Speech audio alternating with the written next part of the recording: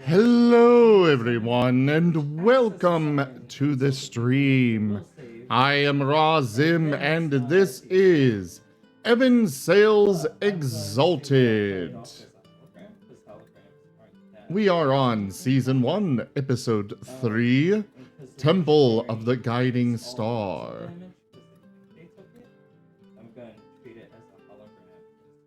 Also known as Temple of the Moist.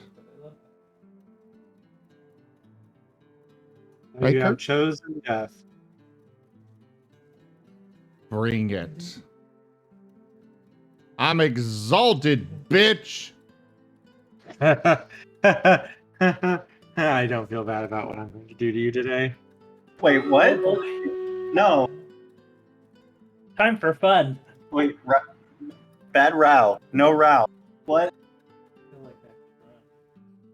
So you have, hostilities detected. there is no remorse.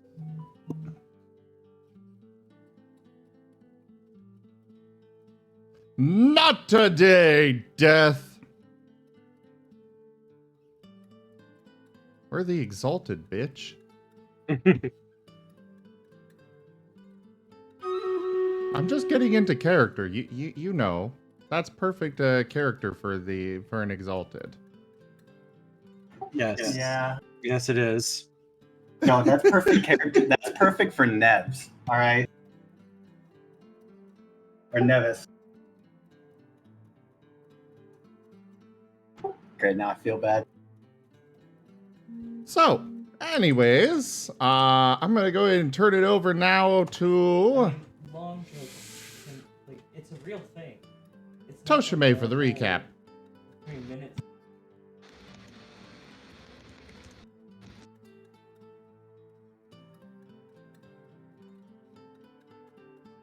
We made our way into Dragon King Temple. Met the proprietor. And did not get our asses handed to us.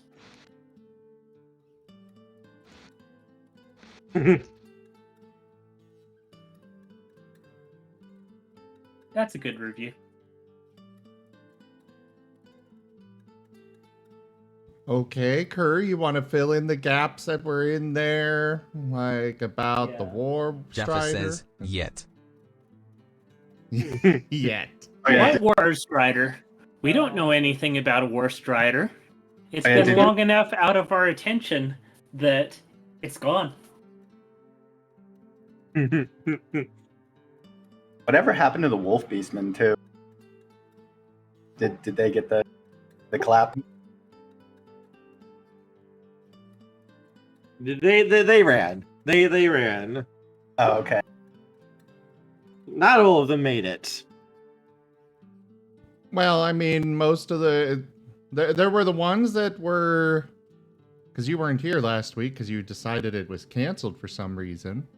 I thought I looked at the wrong channel. They were, so the most of the army either was killed or surrendered. Actually, all of it that got inside of the walls. They all either surrendered or died, exactly as Nevis predicted. And for the rest of them, the ones that were outside the city, Nevis got some of them to surrender as well, but most of them just ran away.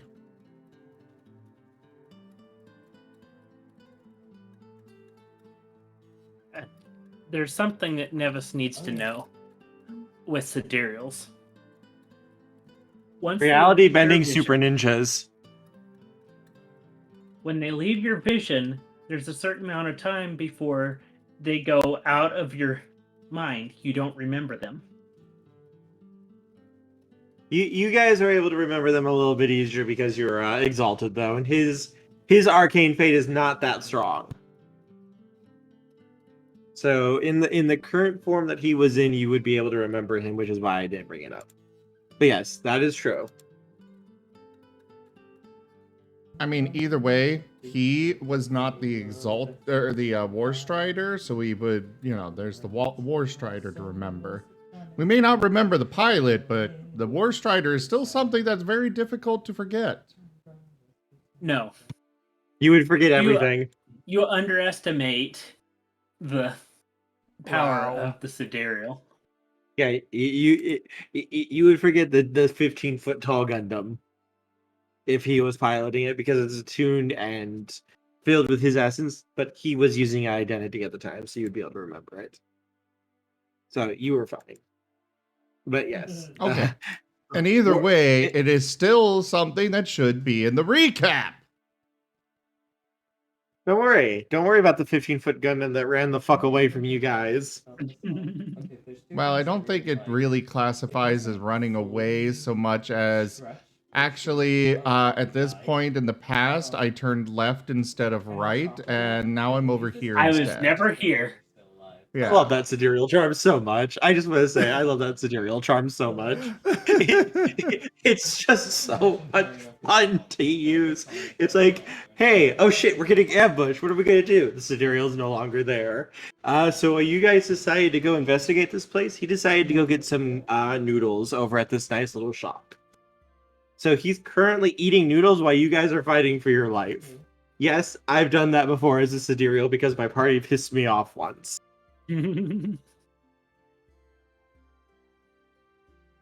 Like, nope, I'm out. See you guys. I was never here, and Illumifate backs me up.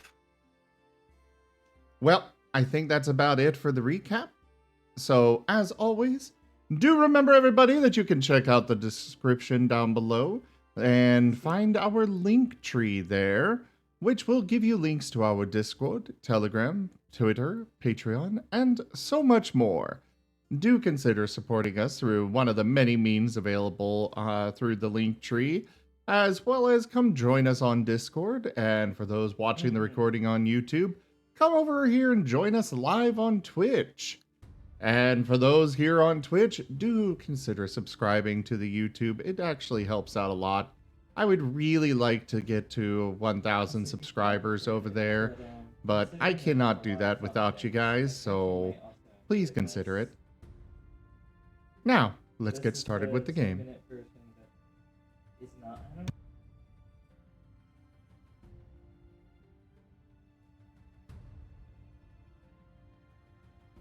So you were talking before about wanting to recruit some of these Dragon Kings for your army. And they were willing to work with you. But they're still basically in stasis at the moment, so it'll take some time to awaken them. He is willing to start the process. However, we would also need to go down and speak with the other guardian of this location. You did not mention another guardian last time, just for the No, record. he did not. but- He did not. He did not Okay. mention it. And who is it that I need to speak with now?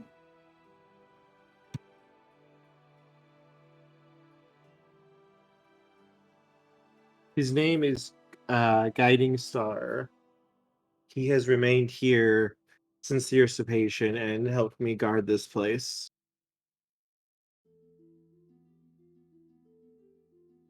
He pauses and looks at you, Nevis. I believe you will get along.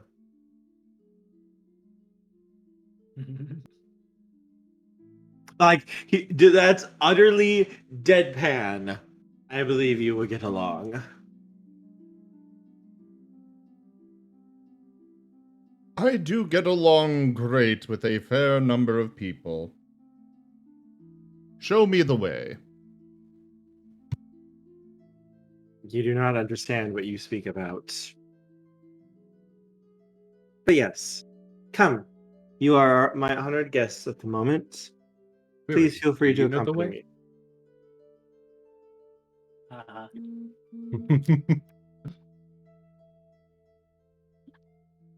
By the way,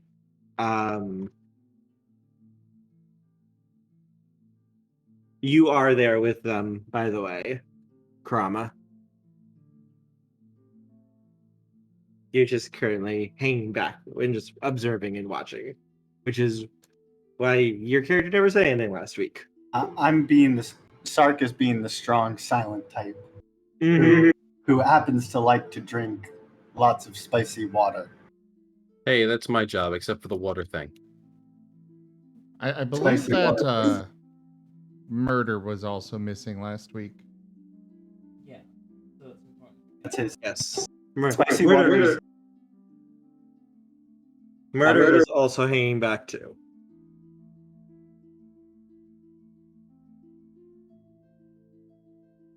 Also, are you going to get into the server? Moriarty? Oh, shoot. It's going to be important. Jaffa says, I was there last week. I perched on the war form. If I you thought- remember, I thought that Jaffa was there. murder cut through the trap that was coming at us. Yes, he cut Yeah. the door. Because I know what shape normally gets. Did Yes, you have to wa- leave wa- early, or Just walking through, just holds up the blade, just cuts one of the traps. Yep, I remember that now. Isn't Murder also an insanely powerful character? Not in Exalted standards, but No, he's just pretty good. To me, it makes sense. I think he's probably the strongest out of all of us in terms of actual combat, but I'm pretty sure he is very focused on just combat. Most towns have high walls, towers. Correct me if I'm wrong, Jaffer. And you could easily.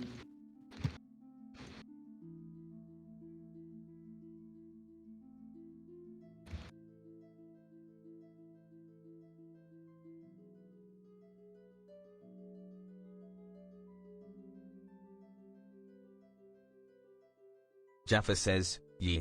It's a pure combat-focused character. It's what I do with new systems to me. okay.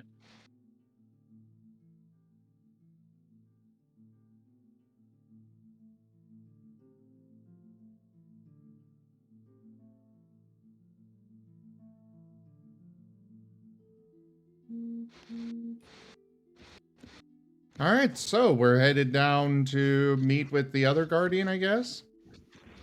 Yes.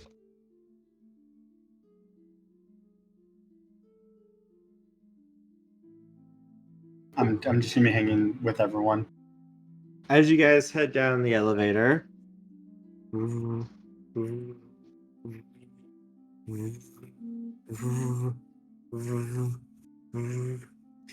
you go down many floors before the elevator opens to a large chamber. It seems to be mostly blank, but the walls seem to shimmer with essence. Nevis, you can see this entire place is literally like glowing with essence. Along the walls and the floor. Like it's meant to do something, but it's currently off at the moment. In one far corner, you can see a person just kind of laying down, reading through a book. But when he hears the elevator ding, you see him just kind of close the book as the elevator opens, and he turns to look. And you see this guy is like 6'9", almost 7 feet tall. His whole body just kind of ripples with muscle.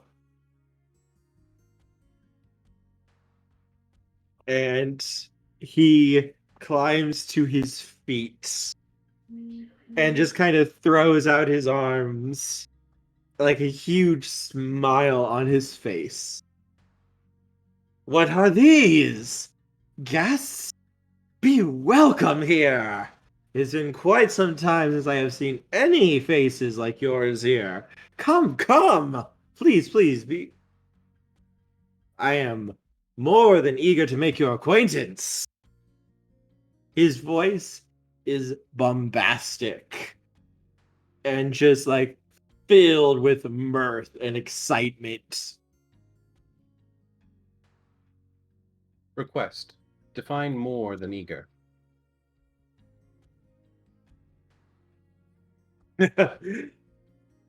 Well, it's been over 1,000 years since I've had a chance to, well, see other people other than, well, my dear guest here. We've had many a game of Gateway, but, well, it's just not the same without fellow people. So I take it you must be exalted then if you made it past some of the traps that we had. And the fact that you're down here. There were traps?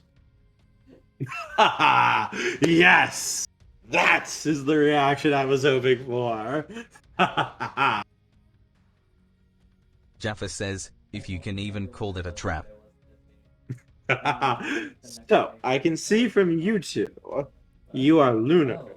Fuck. Glorious! Wonderful to meet you. A magnanimous dispensation. Tokeme tipped $110.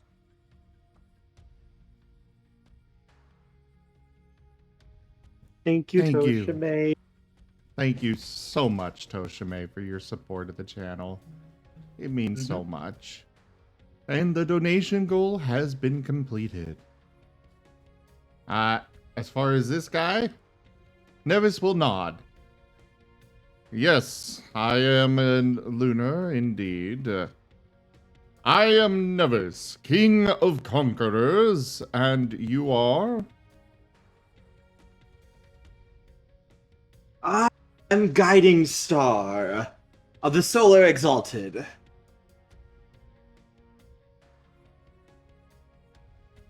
All that my light shines upon shall be protected until my dying breath. Furry, Solar Exalted. Indeed. Cyril becomes alert.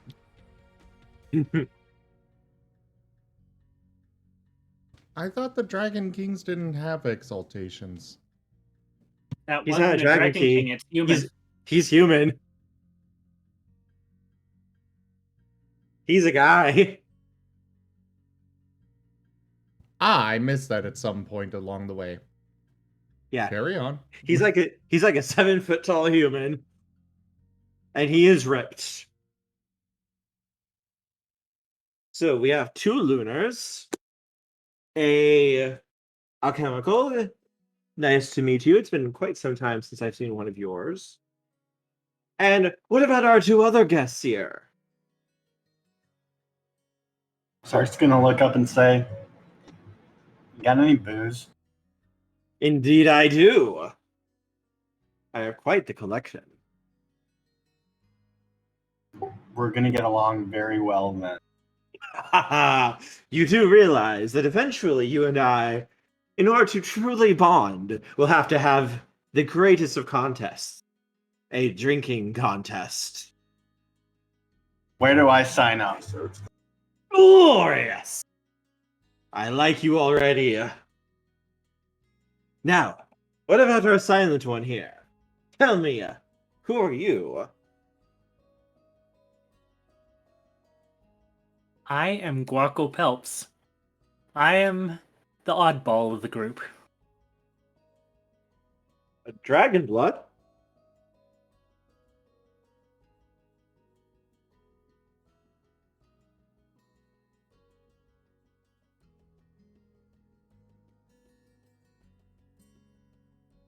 For the record, I'm pretty sure that your sister was left up above.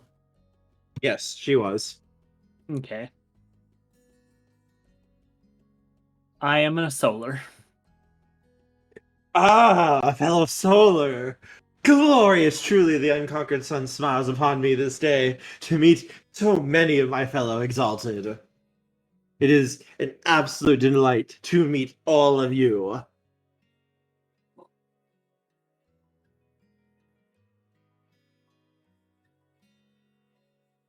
He claps his hands, and the room seems to shift and change. It turns into a very nice, beautiful room, and from the floor, a table and some chairs rise up from it.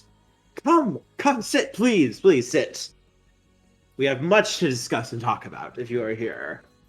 as he just kind of walks over and just casually sits down, sits back in his chair, and puts his feet up on the table. Nevis will go over and take one of the seats.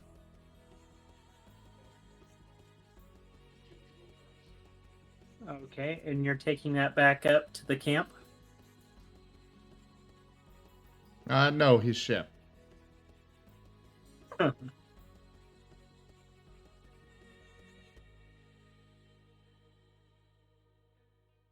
I am afraid that we are not really here on a social call. There is trouble Jaffa up says, above. broken heart, broken heart, broken heart, will sit down as much in the corner as he can. My broken Oh. heart.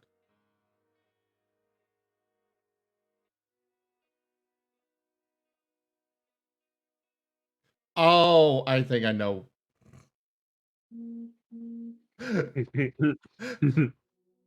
It doesn't like Murder's name. It replaced it with Broken Hearts. I'm like, why is Moiter. Jeffer sad? What happened? Type in moiter. Oh, that is great. This is true. If you're here, there are things must be in motion. However, it is never too busy that we cannot sit and discuss things and make merry while we do it.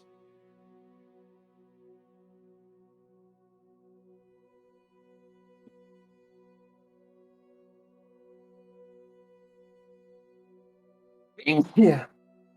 Do we know that the pilot of the mech was a sidereal? Based on the charm he used, yes. I am afraid that, unfortunately, when sidereals are involved, you can never really predict how much time you may have to do things. He waves a hand. This is true, but we have only just met. We must create a rapport between us. Fair enough. Then let us eat, drink, and be merry. If we must create a report, why don't we go face the two armies topside?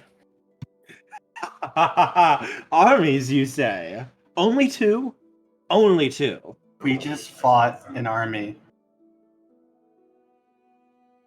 And I never got to finish my drink. Can I at least can I finish one drink? He snaps his fingers as you see a panel in the table open in front of you, Sark, and out of the table comes a large tankard of what looks like mead.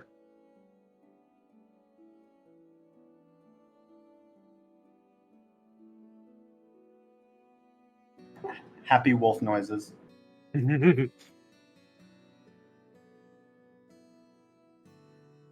So, tell me, boys. You are dealing with some armies and an uppity sidereal, then?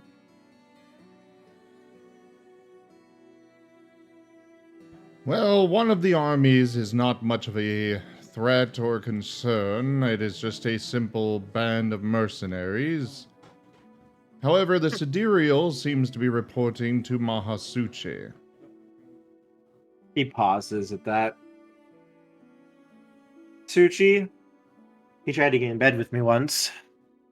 He didn't like it that I turned him down.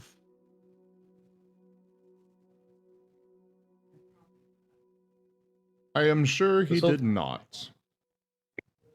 This whole time, Cyril is just intensely scanning him. Are you using any charms?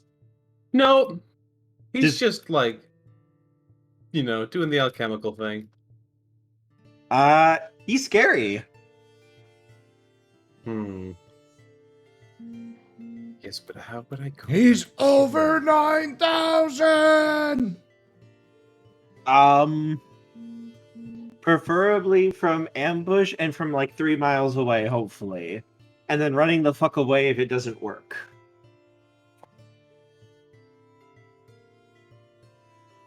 And by if, Curb, of course, means when it doesn't work. I mean, to be fair, these are Exalted. You never assume it's going to work. Always assume your attack is not going to kill them.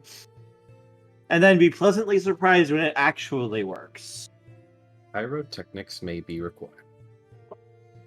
Also, there's always the proper choice of bombarding the place from orbit, basically, and nuking the location for about the next, 6 hours. Or even better, social foo. Ah, yes. Query, what are your biological weaknesses? Social food. Honestly, I prefer getting punched in the chest very, very hard. Query, that is a preference? Yes.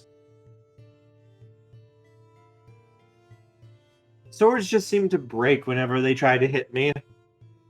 At least the fist will leave a bruise before they break your hand.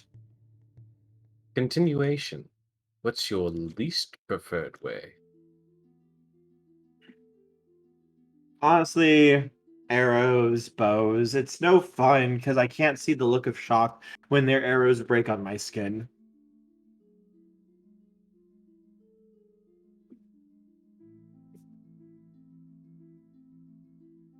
Correction.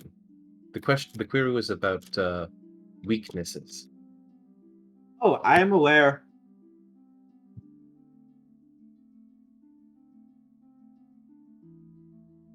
Query, are you not aware of the weaknesses that you contain? You call them weaknesses. I prefer to think of them as strengths that I do just not care that much about.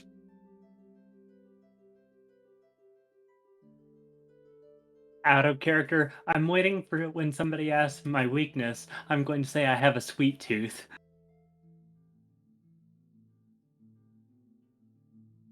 Unfortunately, Cyril isn't interested in attempting to kill you at some point.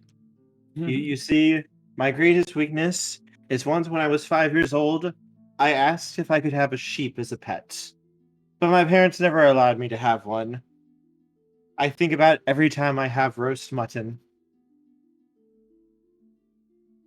Correction. That is an emotional weakness. And while entirely exploitable, is not what I'm asking about.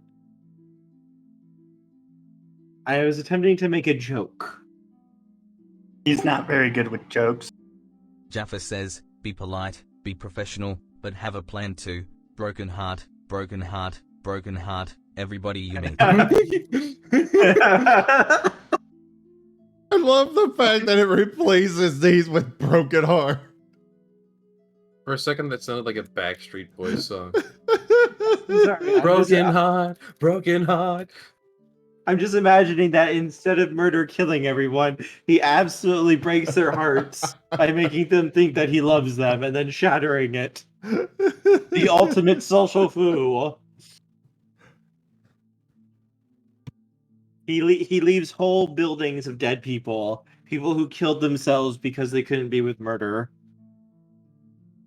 He broke their lives and their will to live along with it. Jaffer gets plus 10 d6 emotional damage. I know how to make a character who can do this. Don't tempt me to show him. Do it, you won't. Don't tempt him. Mahasuchi can. Yes, Mahasuchi can. Mahasuchi was the ultimate social food character in the first stage. He's just kind of turned away from all that nowadays and wants to destroy everything. But in the first age, you know how you have your little everyone has their big goal and such? Sort of. In the first stage, Mahasuchi's grand goal was to bed every single one of the Exalted. I mean, that's a pretty admirable goal. He was about 2/3 of the way done before the usurpation happened. You know what? I think that he should go and live out his goal. If he He weren't being a slaver, I'd be all for him. He kind of now wants to just watch creation burn. Hang on a second. The one that got away. I want to see if I can find a picture of what he looked like. Ah, yes, I can actually. Someone drew it, and this is actually a very good image of him in color. All right, I'm going to share this with you guys. Hmm? This is Mahasuchi in the first age.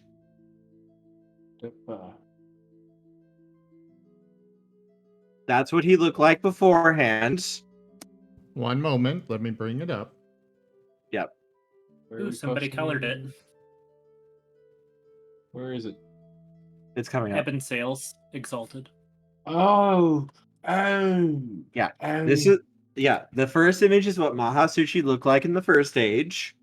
Very, very sexy, very, very handsome. He was like literally the greatest when it came to the lunars. He was considered to be like the best lunar or one of like the top 5 lunars in creation. Especially when it came to social stuff, he could seduce anyone and then either find out whatever he wanted to know or either destroy them or subvert them to his side. Like there was nothing this man could not do. And then he When he became a wanted- furry. Yeah, and then he ended up getting thrown into the wild, mutating because of what happened to the lunars in the first stage. And basically now he wants nothing more than for creation to reflect his ugliness and to see it torn down utterly. Even though deep down he realizes just kind of how far he's fallen and how he desperately just wanted to be normal again and wanted his looks and for creation to go back to the way it used to be. Ugliness. He kind of hot though. I know, right? His form now, I'm like, I don't know. I'd let him do things to me in bed. Well, he sees himself as disgusting and an abomination, and he absolutely hates himself. Oh There's my a- god. Oh my god. Oh, it all makes sense now. The rose that he's holding, he's big and grumpy. He's just Oh, Beast no. from Beauty and the Beast. He just needs to find true love so he can get his bang back on. Actually, kind of, yeah. He just kind of needs his solar exalted to beat some sense into him.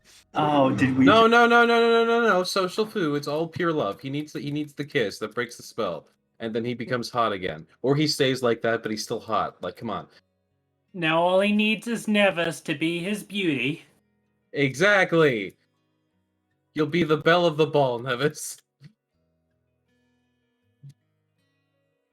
I am absolutely not setting a DLC outfit for that. DLC outfit, yes. No, Nevis in a bell outfit. absolutely So- not. Fun Absolutely yes. So, fun fact, Mahasuchi is a first age lunar. He is well over 1,000 years old. He's one of the oldest lunars currently alive at the moment, if not like considered to be like the oldest lunar to be alive, basically. He is one of the biggest elders in the Silver Pact, which is Lunar Society. And despite how old he is and how strong he is not higher than Essence 5. Where other first age lunars have risen their essence to like 6, 7, 8, 9, or even like the mythic, the very, very rare 10 essence, which is the highest you can go. Mahasuchi is stuck at 5. He has not risen his essence since the first age. Because he refuses to look at himself. Because he knows what he's become, and he can't really meditate on that because he just gets too emotional. And it basically kind of breaks him, and he will not do it. So he's only an Essence 5 Lunar.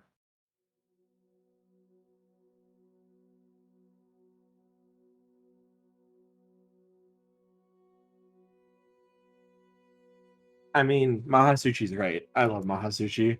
He's just a fucking asshole. No, he's not. He's heartbroken. And he needs love.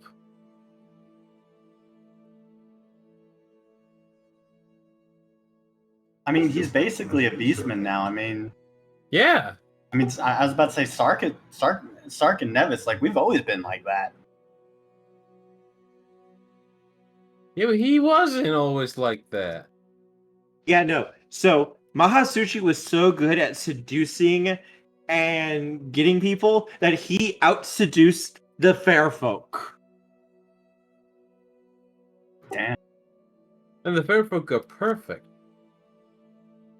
Yes, darling, and he was more perfect than I was somehow. Absolutely impossible, Doc. You've never met him. Trust me, when you sleep with him, there are things that not even I have found perfection in. Well, maybe So we are need you to do a bit speaking more. from experience? Darling, do you know how great he is? Oh, in the first stage, you see Domino whip out a fan and start fanning himself? Oh, darling. There's more that this man can do in an hour than some of the most trained mortals can do in a month for you.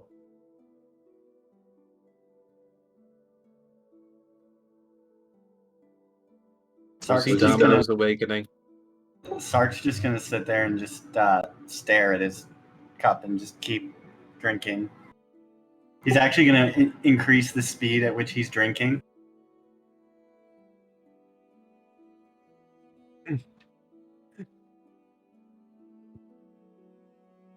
I mean, we're not actually having this conversation in character. Darling, but are you? Listen, Nope, you'll this know is a when fourth Cyril's wall. talking because Cyril has prefixes.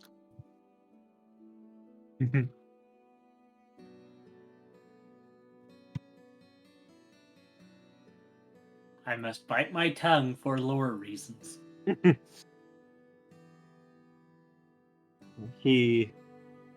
If he is involved, then is he leading the battle or just one of his generals?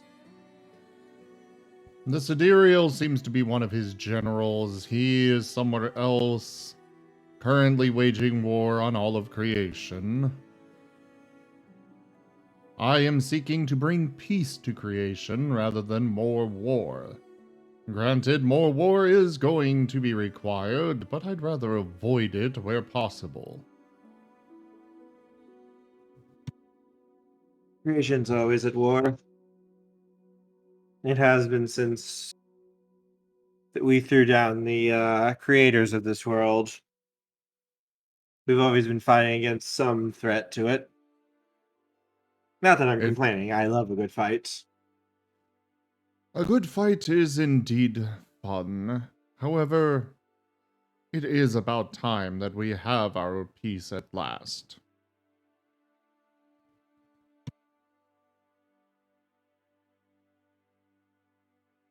Fair, but war spurs change. New societies, new people, new beliefs. It helps to change things, to keep things from becoming too static.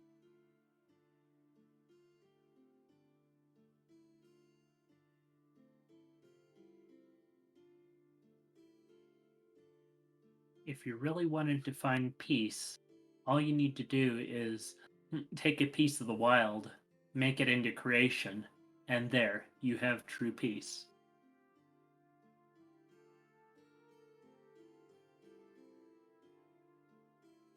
I want to slap this one.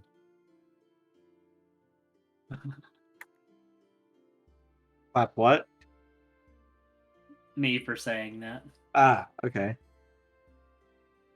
So, what is it that you desire here then?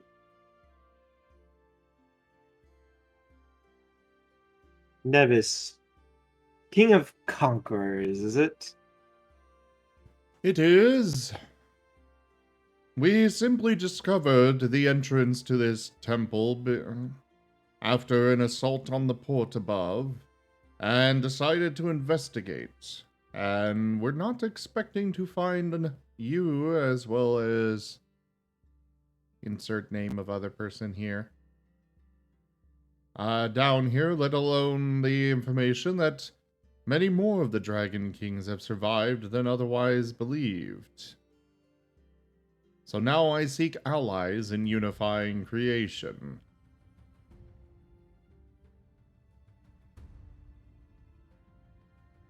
I see. Well then. And are all of these your allies as well?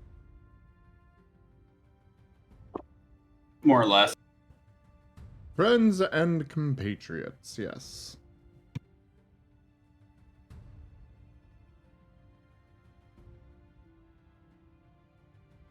Co-workers. Wonderful.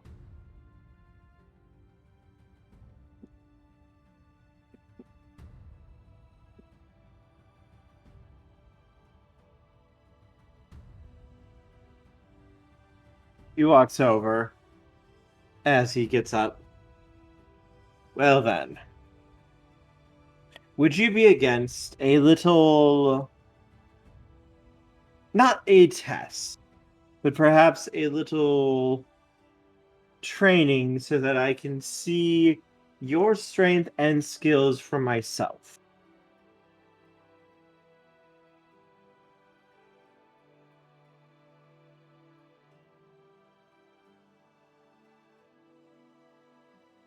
I would.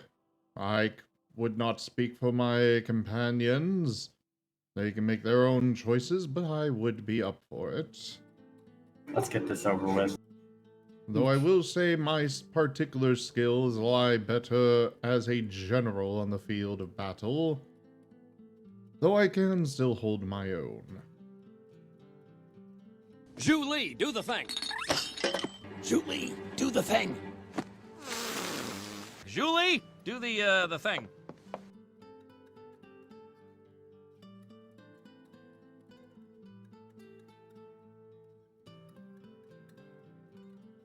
If you couldn't tell, that's a yes from me.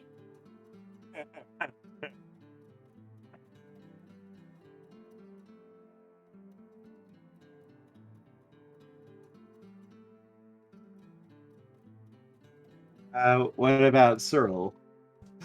And then all eyes slowly turn to look at Cyril. Cyril One of us, smiles. One of us. One of us. Jaffa says, Sir- "Oh, you want to spar? I can't guarantee that I won't hurt you." Cyril smiles. Cyril does not smile. Cyril smiles.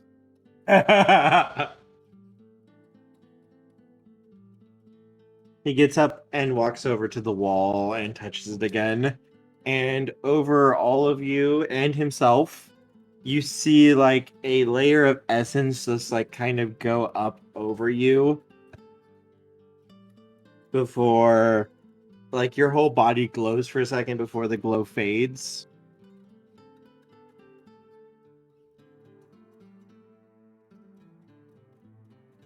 There we are. So long as we keep our fighting contained in this chamber, there will be no permanent harm done.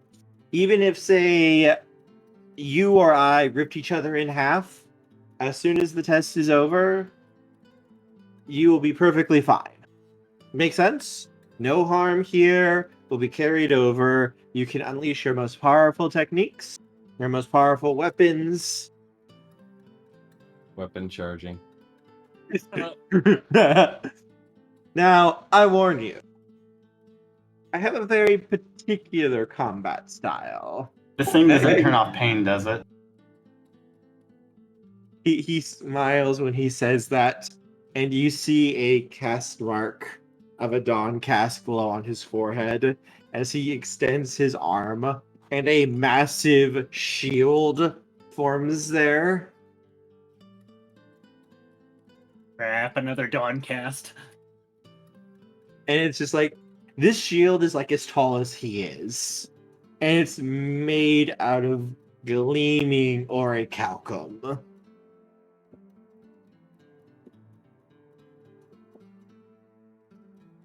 He has no other. He doesn't conjure any other weapons, though.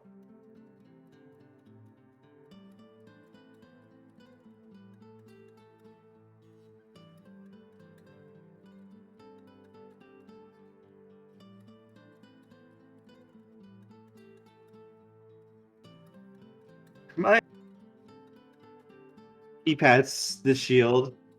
I put quite a bit of focus into awakening my shield's abilities. But don't think that my own skills have atrophied. But I warn you, come at me at your own risk. I have quite a few tricks. So this dragon king just looked at us and said, "Come at me, bro." Oh no, he's a solar. He's human. This solar just looked at us and said, "Come at me, bro." Pretty much, yeah. Because as he said, any harm done Jaffa here. says, Murder will summon his scythe, smiling at the chance.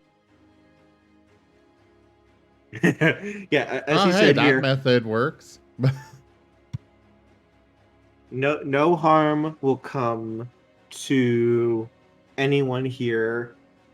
You guys can feel free to go all out, to unleash any technique you want, any ability you want, and any harm done to you will basically be negated once.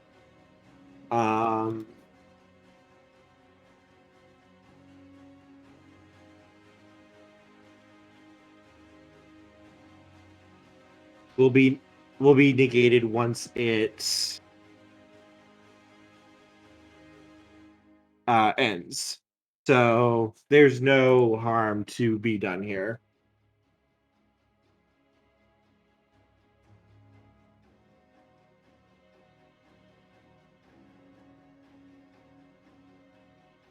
And he looks at you, Nevis, and smiles. Once, a very, very long time ago, I too led some of the bravest men and women on creation.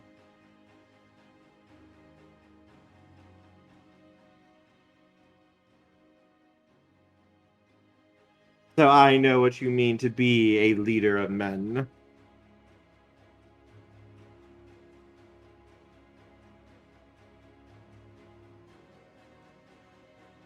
So how's this going to work? Is it just going to be one-on-one, all against him, or... It is your choice. Would you prefer a 1v1 fight? Or would you prefer to all come at me at once? You can feel free to strategize among yourselves as well. I consider this to be a training match for my my juniors.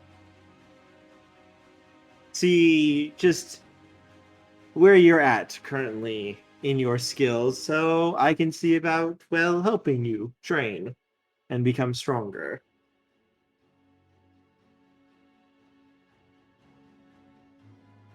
Well, what would the rest of you like to do? I'm up for it. Sark will look at everyone and say, I'm up for anything. 1v1 or group? You're up for 1v1ing him? Good luck. Statement. I would prefer the 1v1.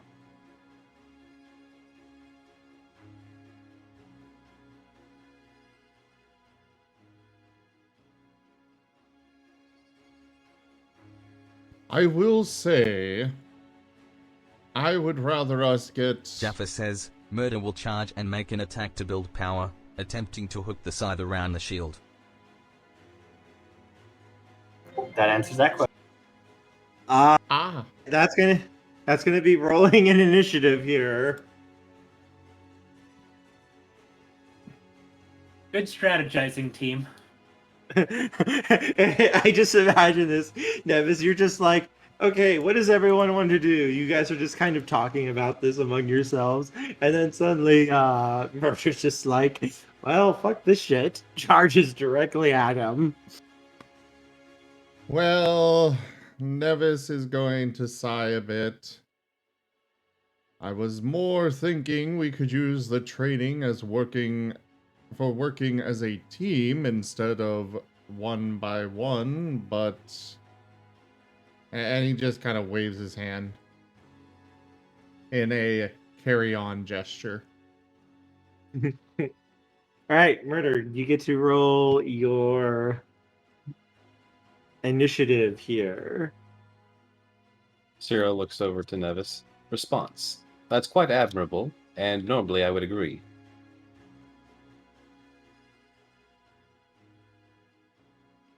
Jaffa says, what is initiative roll again?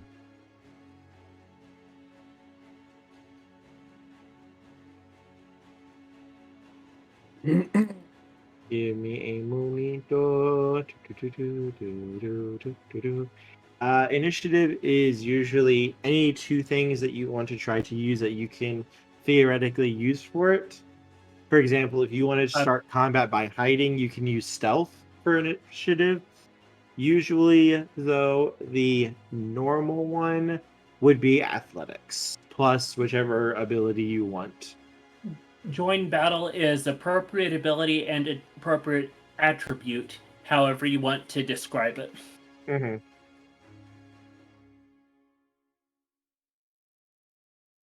So in this case, I guess if there would be an argument to be made for attribute plus close combat. I could see that.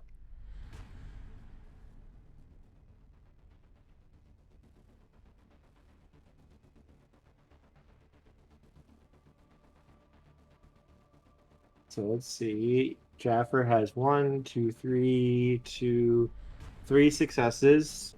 And I got 1, 2, 3, 4, 3, 4, 5, 6, 7, 8, 7. All right. I rolled the higher initiative.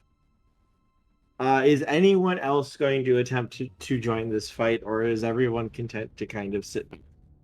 This is an honorable fight. I'll let them duel. Okay. Anyone else? Cyril is waiting there. Everyone, it seems the majority of people want to do 1v1, so Nevis is staying out of this. Okay. All right, so he gets the first move. It's like as soon as you start moving, Murder, he's already in motion. And he just kind of lifts his shield up, gets into his stance, and kind of braces himself. He is not going to attempt to attack, though. He is instead going to basically take the equivalent of what you could call a full defense action. Sarge is going to go into stealth. So you're going to join combat then, Sark? No, I'm just going to go into stealth. Alright, so we'll wait on that then for right now. Because otherwise you will be considered to join combat otherwise.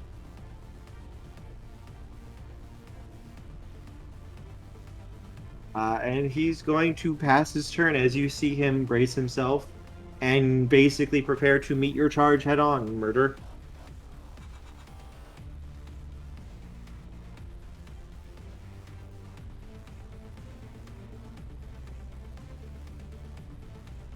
You are about to find out what guiding light's kind of built around, Murder, so I'm very curious to see what's going to happen here.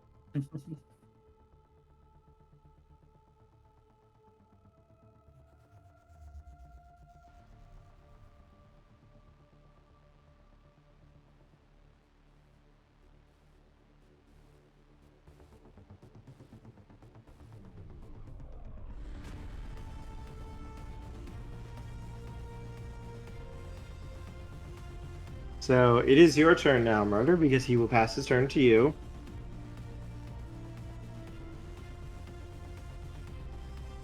Oh, I'm sorry. There's still a 10 in there. Yeah, but I'm sorry. And ones are rerolls. He can reroll ones. Yep.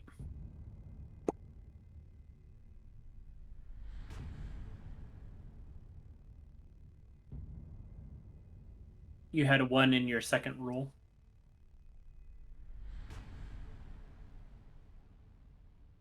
I didn't realize murder could reroll ones.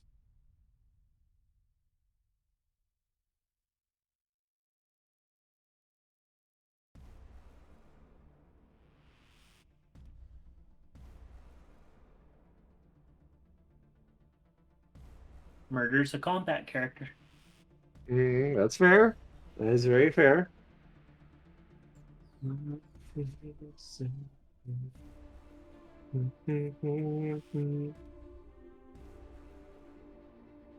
Okay, 12 successes, murder, you say. Oh, and since we're doing this in this room, I have to ask, how big is the room? It's a fairly large, like the size of like a ballroom. And murder, you have no power at the moment, correct?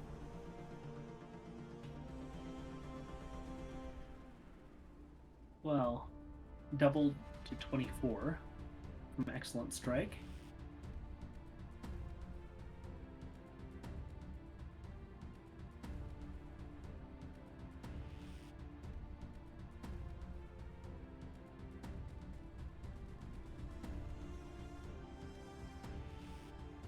And no power at the moment. Okay. Just double checking something.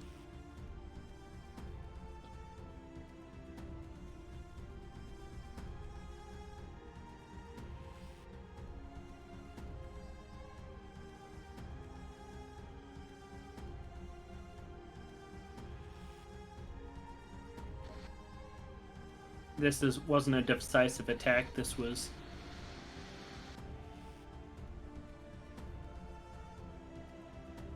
it was a withering attack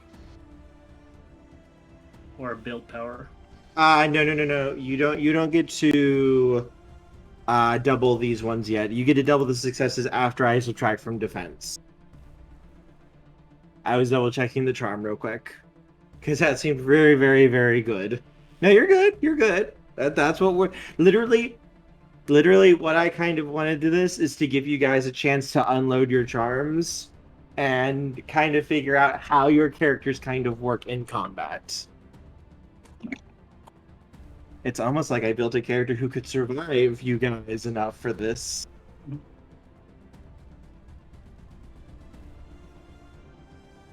Alright, so Excellent Strike won't double dice until after I subtract my defense from them. And then you would get that many dice afterwards. So let me see real quick. I need to make sure I have his defense calculated correctly because he has a lot of charms and abilities that revolve around defense. Alright, so he has... Yeah, when you come at him, Murder, you can see he's not holding back. Like, you see his shield start blazing with golden, like a golden aura, and you can see his cast mark start glowing, and an aura of golden light begin to come off of him. Like, he's starting to burn essence here when you're charging at him, because, yeah, Jeffa no, says, good. I don't want him to hold back. He's not. He is not. Okay, so... 5, so... There's 6 there. 2, 8... 11, and then he's burning 12, 16. And he gets plus 2 more from that charm. So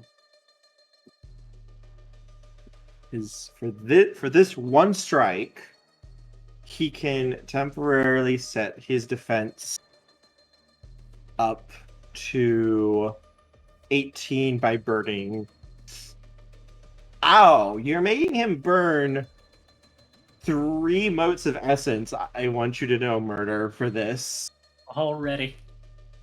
Because he's basically activating 3 different defensive charms here.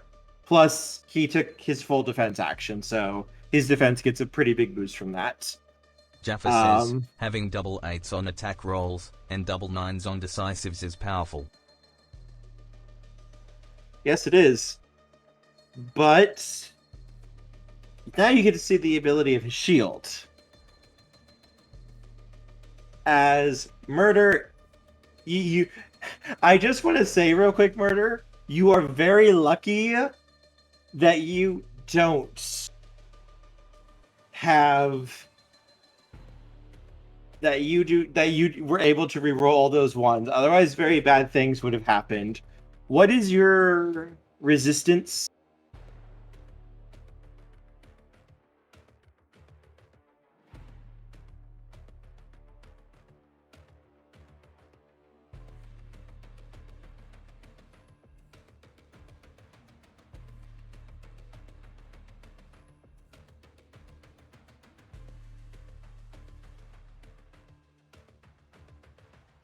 Specifically, that would be your physique.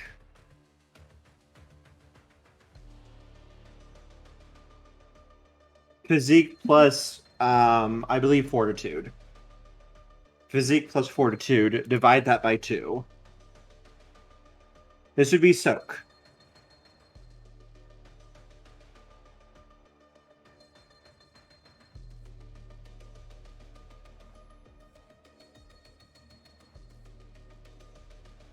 Did you divide that by 2?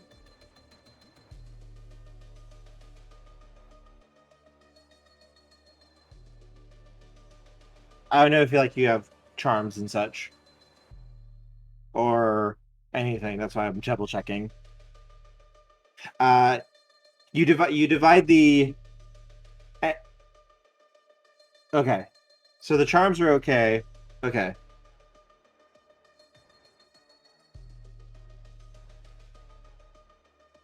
So that just takes that down to this, then. So you are not going to get absolutely vaporized. This is good. Ow.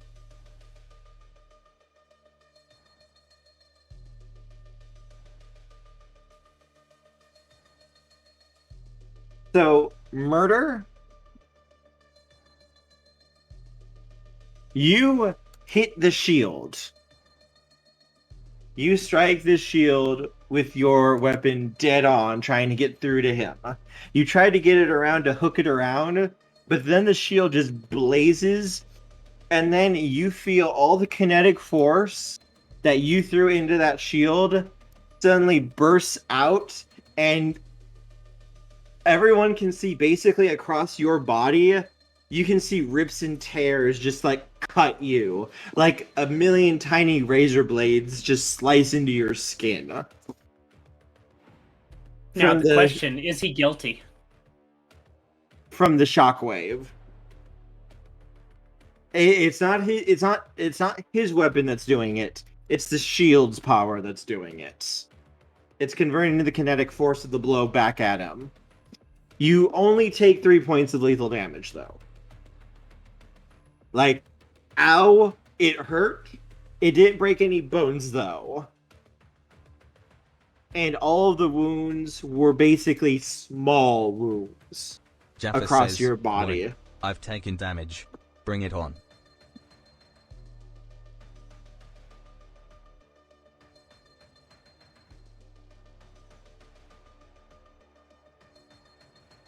And the shockwave basically pushes you back like 5 feet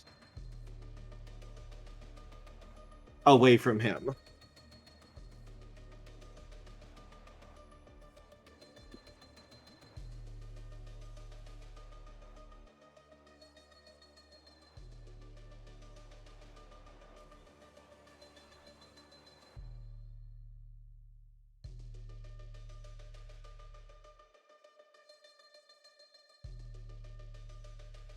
By the way, if you look closely, you can see there is a hearthstone set into the shield in the very center of it.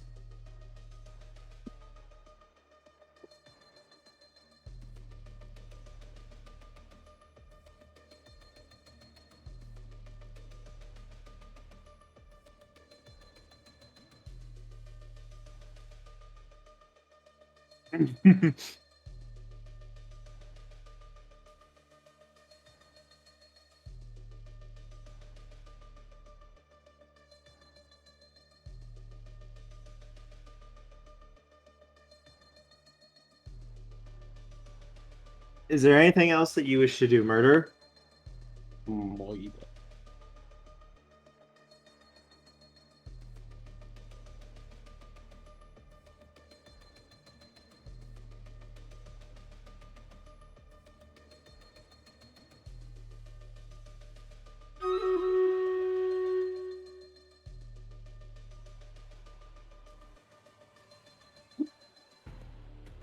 You did not gain power. And he did not gain power from that either.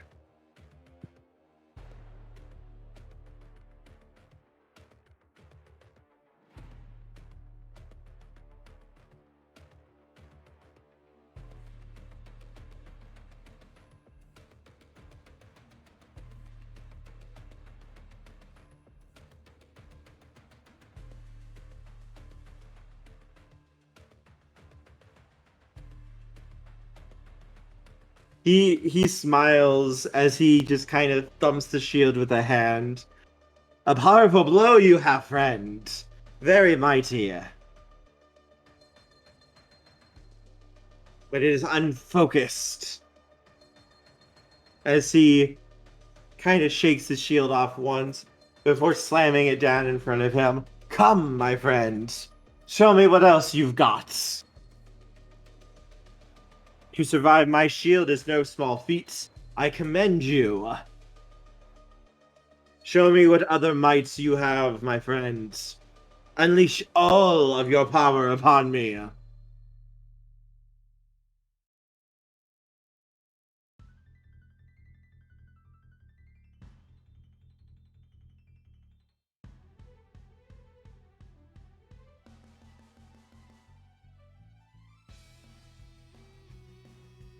Has Sark stealth yet? I'll allow you to be in stealth and we'll just roll it when you actually join combat.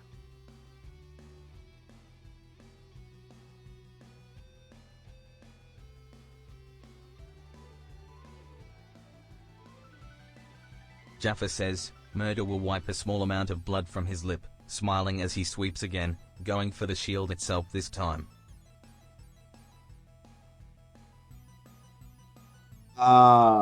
You do not have power in order to attempt a disarm, a gambit. You need to gather power first before you can attempt that.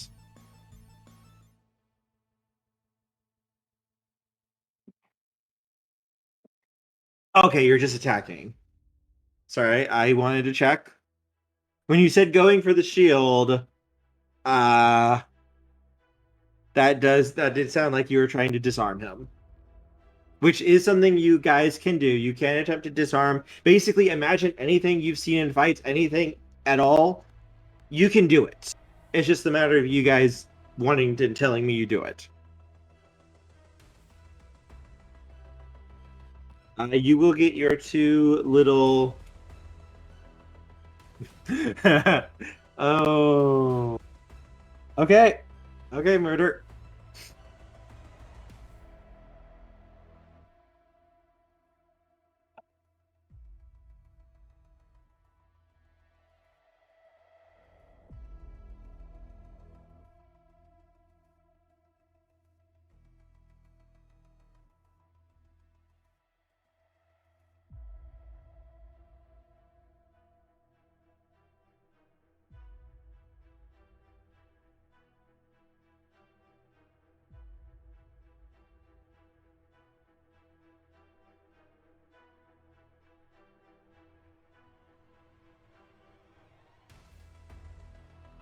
Alright.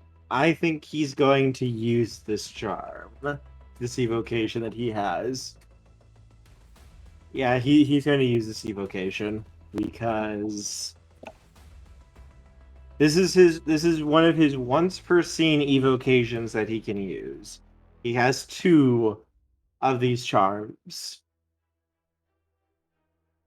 And he is going to use this because, yeah, he's being very careful with you, Murder.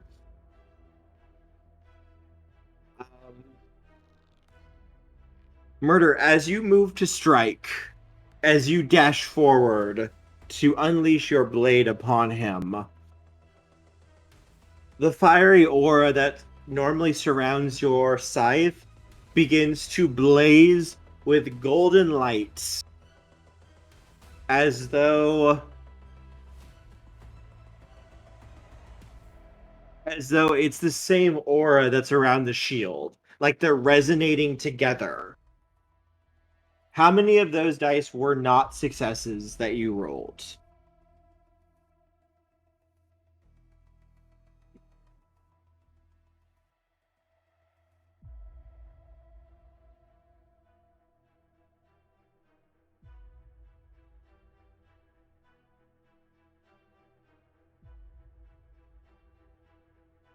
All right, I need you to roll those non-successes for me.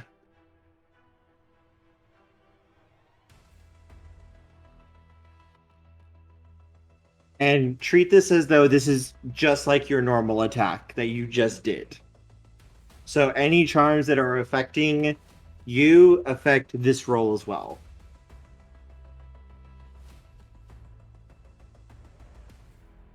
And how many successes did you roll here?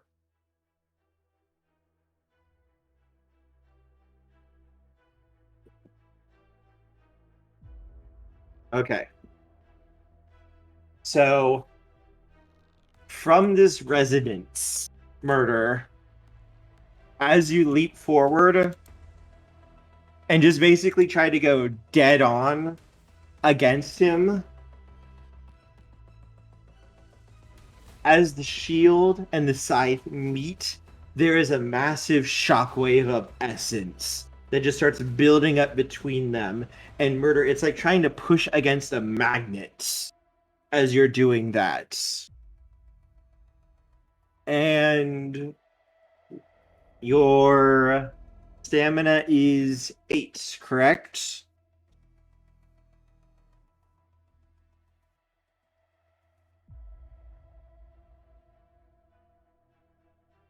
Your soak is now 9. Okay. So he's only going to get those because he did not blow any other charm. You got the halo from taking damage, I take it? Okay. So give me a second while I'm rolling this. He gets to reroll that because he's using that charm. Or evocation, I should say.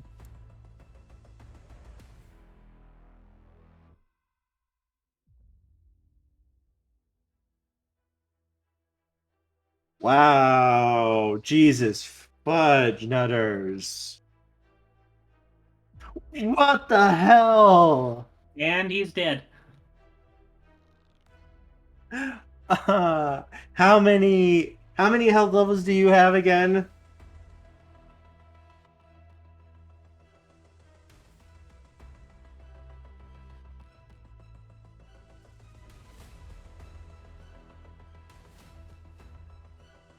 Wow.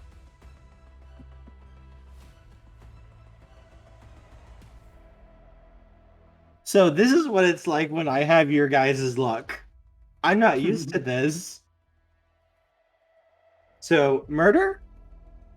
This time, last time it felt like blades were just kind of slicing you before. This time, it's like the hand of God reached out and bitch slapped you. As this time, it's not like you get shoved like 3 or 4 feet. No, you get thrown bodily into the opposing wall about 30 feet across the room. And there is now like a foot-long crater in the metal wall. You have taken 11 points of damage from this one. As all that force that you threw into that blow got basically amplified and chucked right back at your face through the shield.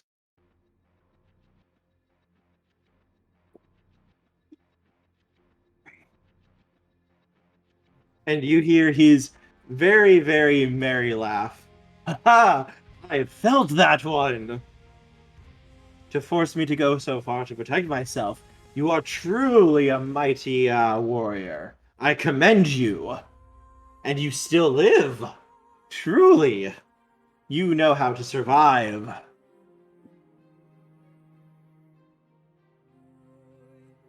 Jaffa says, Murder will get up and continue to charge. I can do this all day. Oh, you're just... Murder, why? He is going to take his turn, and he is just going to set back into his defensive stance again. And he is not going to do anything as he settles into his defensive stance, shield up, brace himself, and just go, bring it! Show me what passes for fury!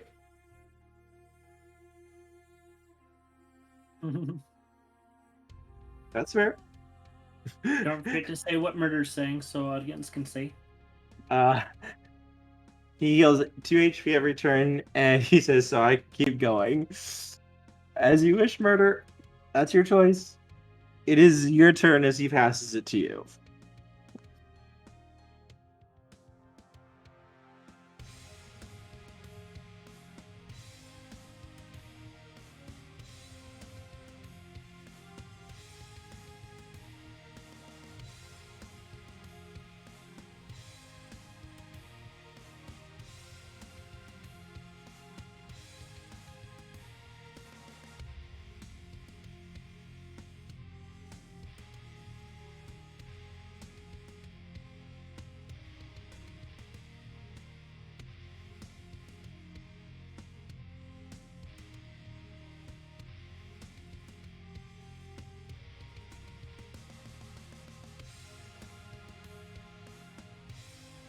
Hey, Jaffa Kurt. says, Murder will Yes. again hammer the shield. The steel may be strong, but the flesh underneath will eventually crumble. Is there anything like hanging from the ceiling, or like anything that seems to be supported near this person? If you want there to be, you can use stunt dice in order to have there be things. I don't know what stunt dice are, but I am going to do that.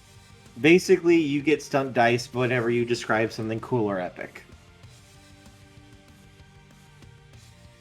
Rule of cool is in effect. So, like, could I say I go for a support beam to knock it over onto Yes. this person?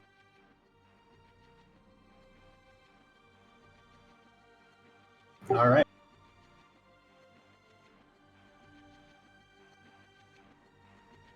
Are you joining combat then? No, I'm just trying to look at the room to try to come up to Coming up with plans. Yes. Please.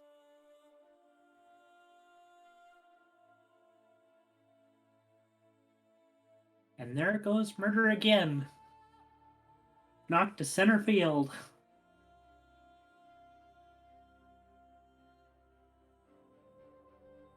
It's the worst possible thing you could be doing here.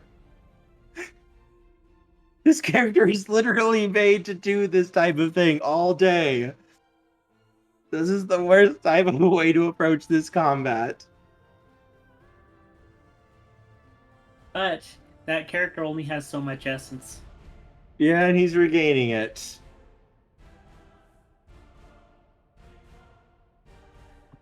As Murder said,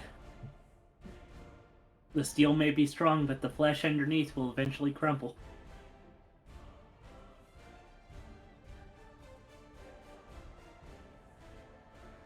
If Murder doesn't crumble first. Murder doesn't crumble. Murder just falls apart into a flock of crows. So let me go through real quick all of his charms that he has, because I have a distinct feeling there is going to be a very large anima banner filling this room at the moment, because oh fuck. Uh-huh. Alright, so let me go through all of his defensive charms and all of his defensive abilities and evocations he has. Because I have a distinct feeling he's going to be activating a lot of them to avoid the giant death bird from vaporizing him. And Murder is still building power. Murder has not successfully actually done anything yet. Murder has, unless... Do you gain power? Oh, are you just talking about whenever you take damage, you get stronger? Weapon builds 4 per attack, no matter what.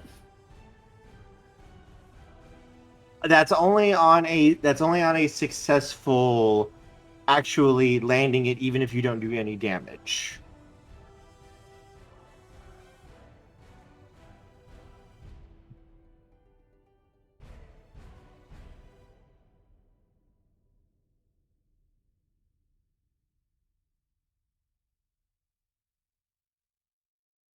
Right now, you basically aren't even able to hit him yet. You're basically treated as though you... I could be completely wrong. Give me 1 second. Just want to double check. Oop.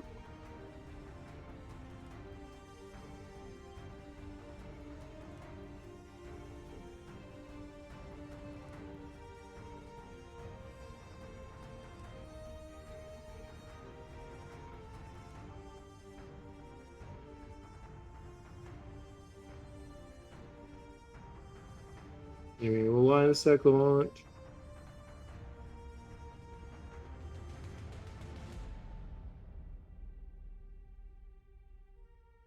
Because I'm probably just getting it mixed up between third edition and this, so I'm just double checking real quick.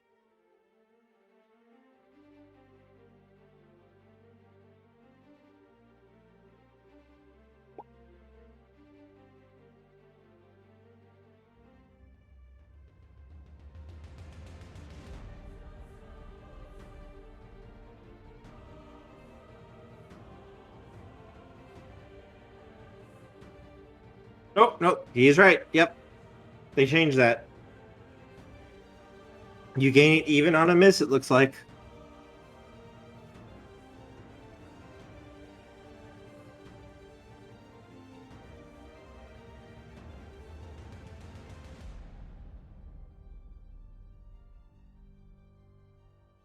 Yep.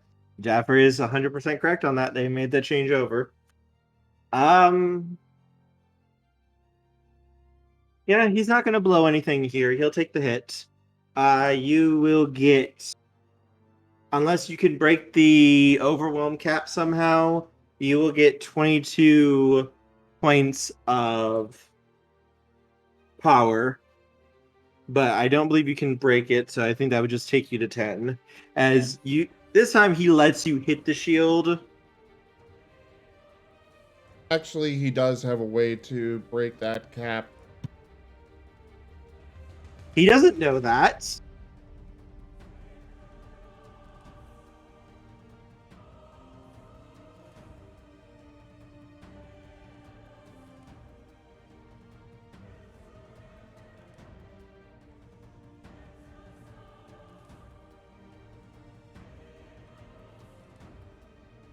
As Murder is wounded, he has no power limit. So you will gain 44 power there, Murder.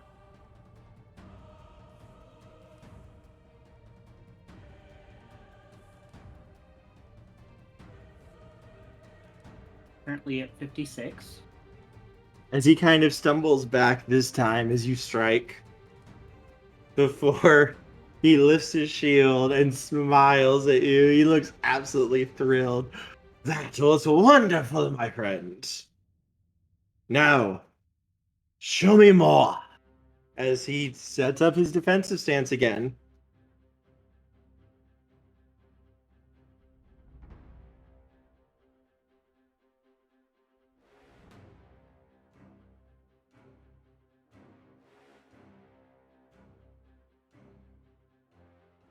Murder about to go Super Saiyan. Depends on if he goes for a decisive attack or not. And this is where Murder runs right up to him and boops him on the nose.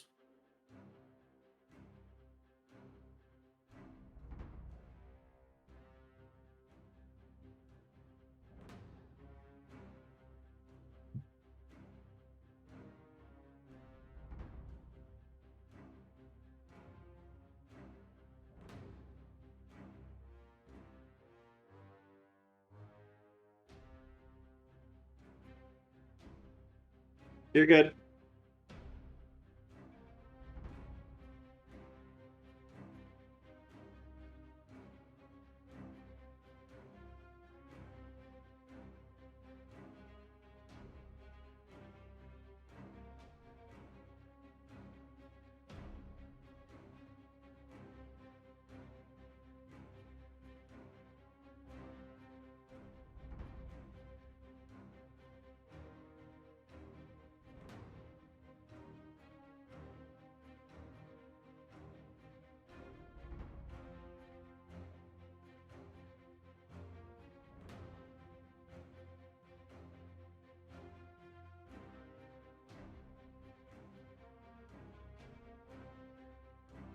Jaffa says, broken heart, broken heart, broken heart, will grin, the scythe glowing as hot as a star as he swings it around, attempting to strike the solar through his shield, piercing both.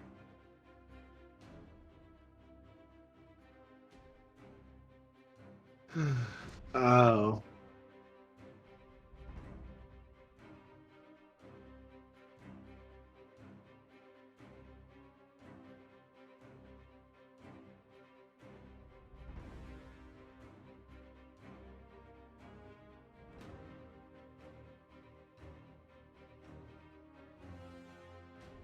Give me one moment. I am checking something.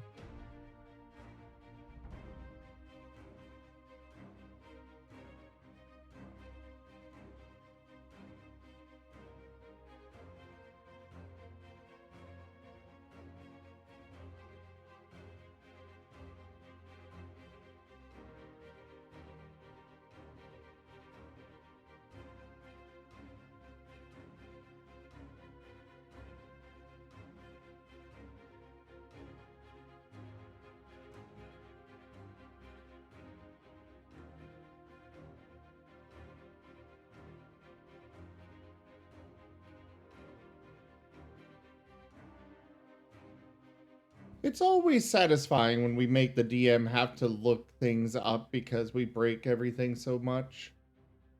Just double checking, like I didn't think these charms would be necessary right now. So I'm just double checking every charm he has right now to make sure that I have all my numbers correct for this. That's all.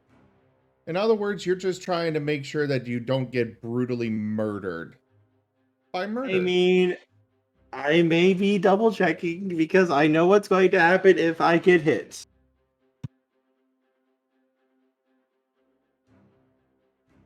Because murder is probably going to force him to use his once per season charm here. Possibly. If this attack hits. Yeah, no, this isn't a once per scene charm. This is a once per season charm. I mean, he can only use it once every 3 to 4 months. Ah, so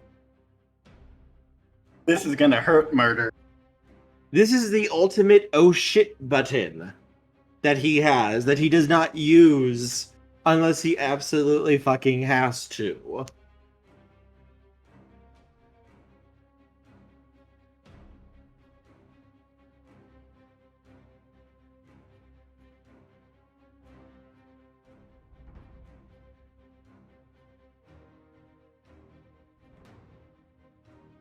I have a feeling I think murder also has this charm though.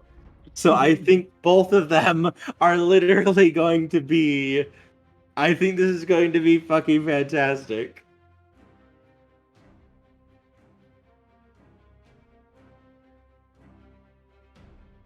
Three successes. Okay.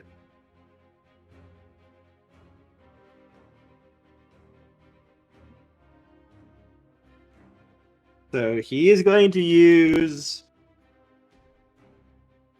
I have a feeling I'm going to be burning all of my essence here to get all the dice I need and all the defensive abilities up.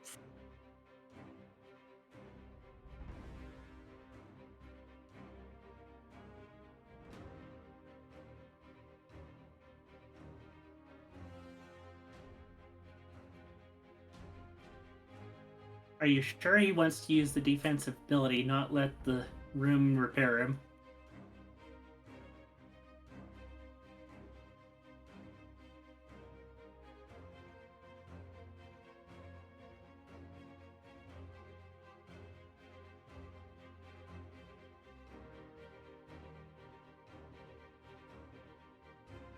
Alright, I'm counting real quick.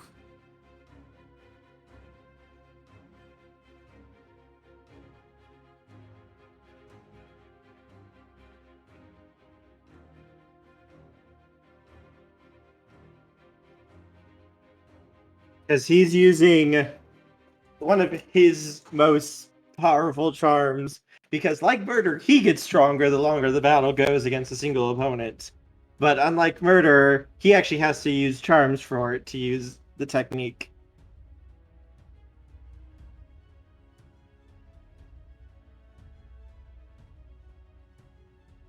So I need to. This is going to be fucking epic, by the way. I just want to say that. So you get 1 stunt dice from this.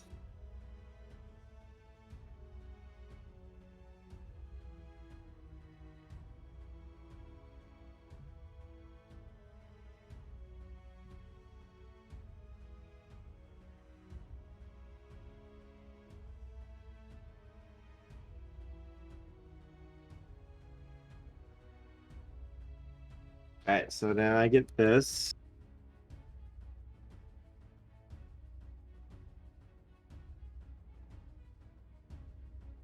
Sorry, he's rolling a lot of dice right now, too.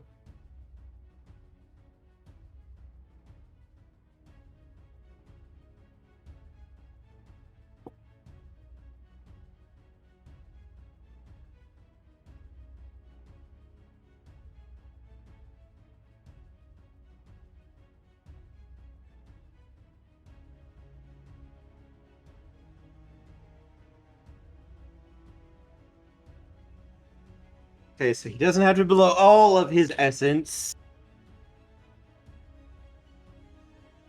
But he does have to... Yeah, this charm is nasty because he has to commit a mote of essence every time he uses it, so he does not get it back anymore until he releases it, and then he cannot use this charm again for the current scene. So, yeah, it's Jaffa not... says he has to block this. Otherwise he's getting 56 power with explosive 9s for damage. Yeah, no, you are totally right, which is why he's using this charm. The problem is he can only use this charm so many times before he is going to be completely out of essence and kind of defenseless. But, alright, so what's your defense right now? Or sorry, what's your soak at the moment?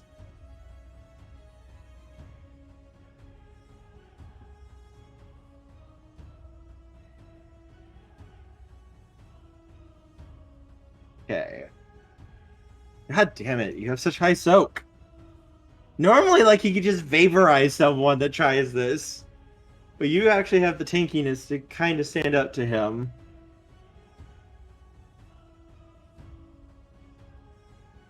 So he only gets his minimum right now. But, wow. Okay, I'll take that. Come on. Dice roll! Give me something good. I guess he is rolling to hurt you. No, it's not an attack. This is an automatic effect of his shield.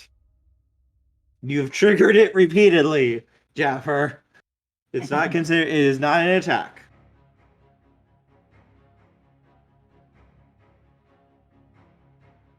This is the same effect that he's had every time you've hit him. Or tried to hit him. Heavenly Guardian Defense block it. Ah. Give me a second. I need to check. Hmm.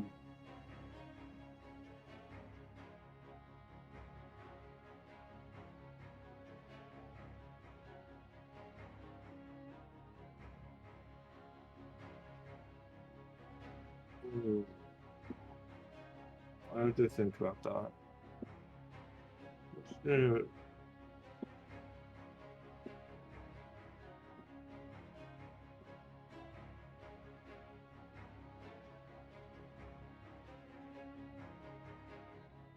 Going through how this works here.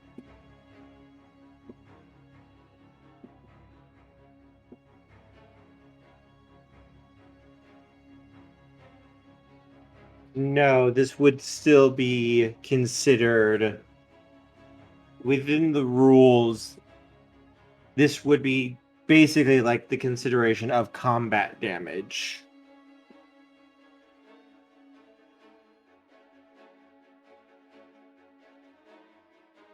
You could use resistance charms to tank it, but Heavenly Guardian can't block it. I mean, there's a very... I'm not going to say that. I'm not going to say that because I don't want to give stuff away. There are ways around it. As you've noticed, he's never attacked you, Jennifer. He can't... That's one of the restrictions he's under. That is one of the restrictions, is he cannot attack you at all. And there was a reason I asked. Alright, so you will only take 2 damage, though, Jaffer, from this one. He did not roll that great this time. The shield gives a lot of power. It is a 5-dot artifact. But the evocations... Yeah. This shield is a very powerful shield. You put your points into your charms. He's put his into his evocations, which are predominantly defensive. You are also triggering him every single time you do something, Murder.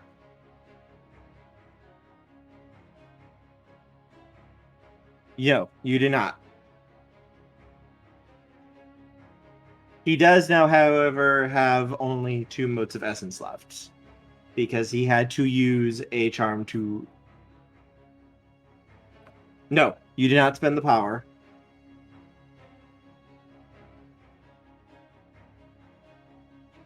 That's one of the bad things with his shield. Because of the way his shield works, you do not actually spend the power if he negates it. That's one of the downsides. There are downsides with this artifact. He can't do anything unless you engage him.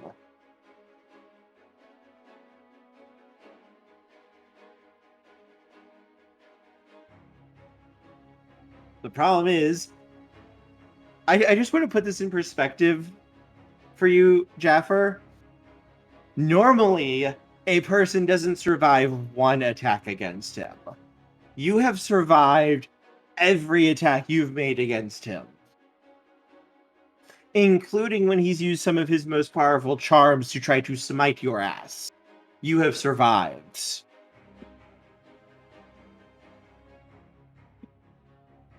He's not joking when he says you are extremely impressive.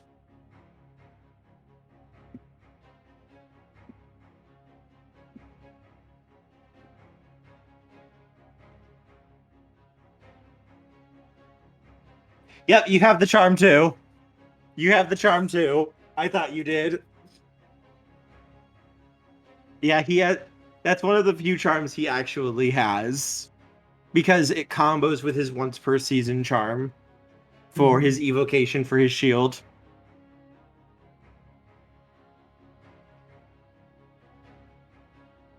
Now, is it going to be Nephis' turn next? You Or guys are all watching this, so you guys can, if you guys want to, you guys can make sagacity rolls if you wish to try to identify what's going on, like what you're seeing. Oh, okay. Murder passes the turn. He's going to do the same thing he's done every turn, Murder. He's going to take up his defensive stance once again, and he'll pass the turn.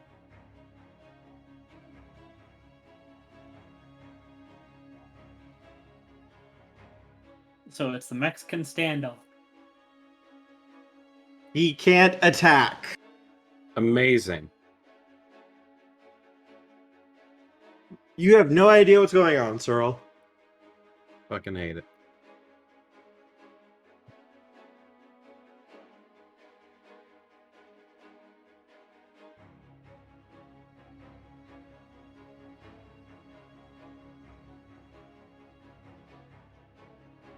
Jaffa says, "It looks like you're getting tired there. Ready to surrender?" You wish. However, I like your spunk. You are a mighty, mighty enemy. Starts joining combat. Oh.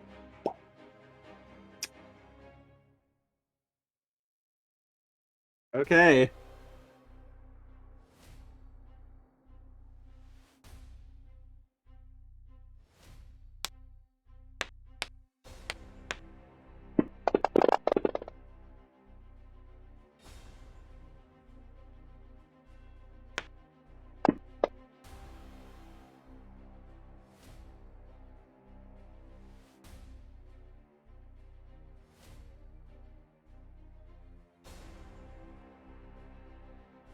I see everybody else is joining combat, but I'm going to stay honorable and let them do their duel.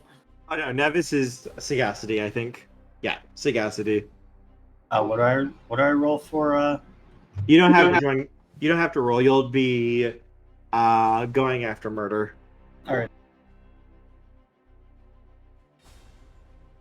While murder is calculating his dice, Nevis, from your watching this combat, it appears this artifact shield is an extremely powerful defensive tool.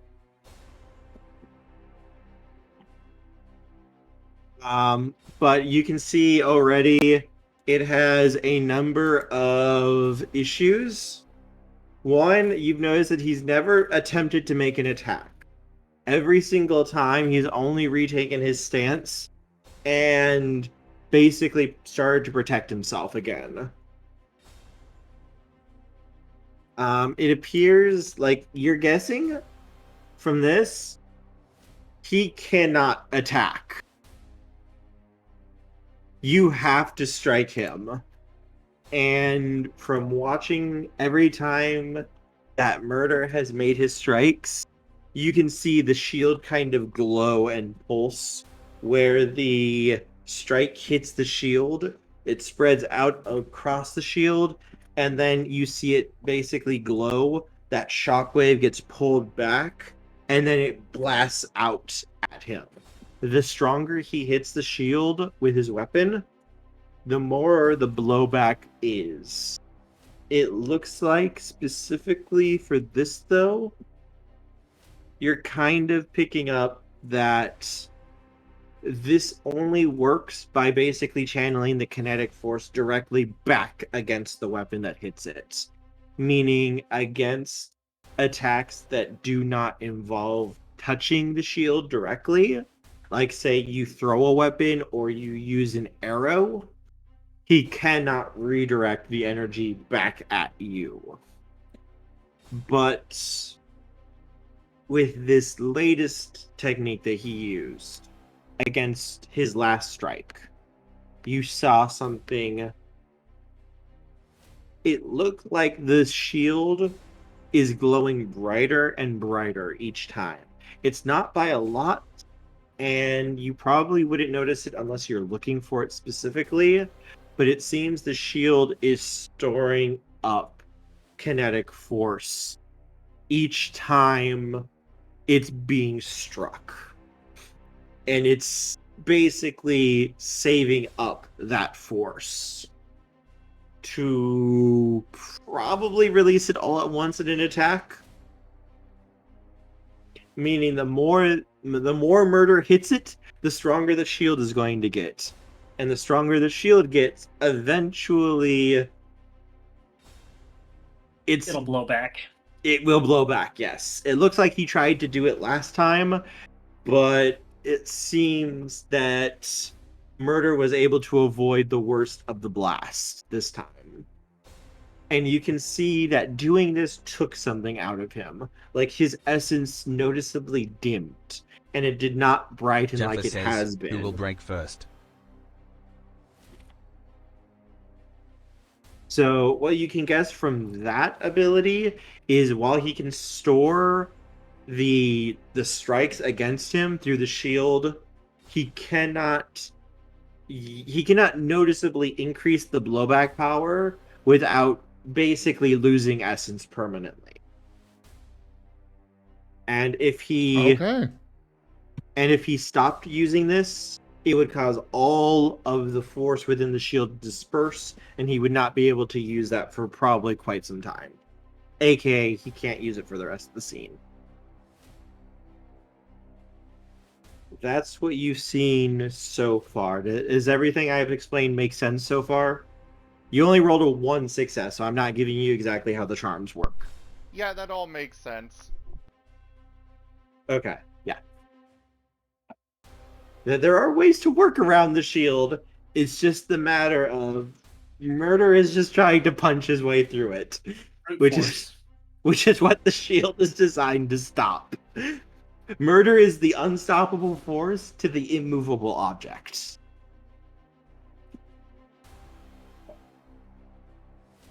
Alright, so I need to go through his defense real quick.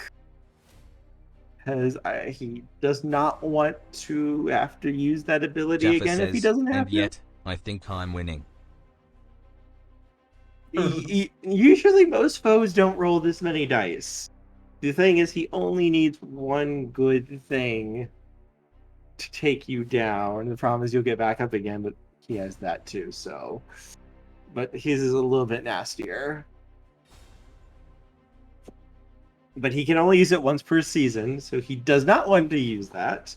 Even though technically everything gets reset, he still doesn't want to use that ability.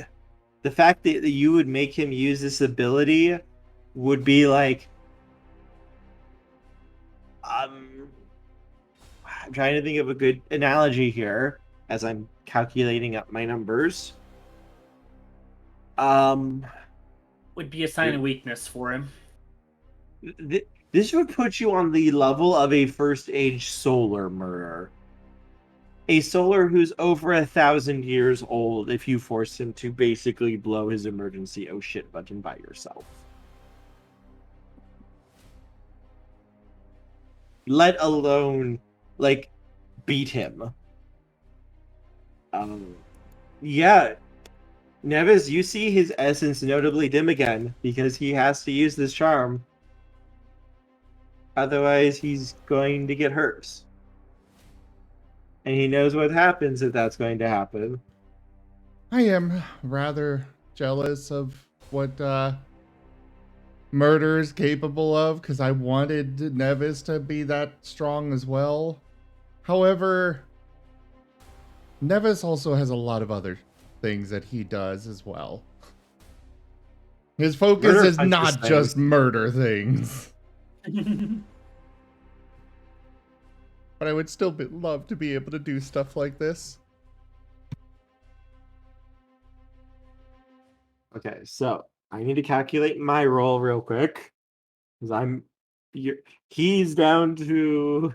He's marked off 2 of his essence that he cannot use anymore, which is severely going to curtail his efforts Jaffa in says, protecting himself. Neves is the general of the army, Murder is the champion. That's a good way to put it.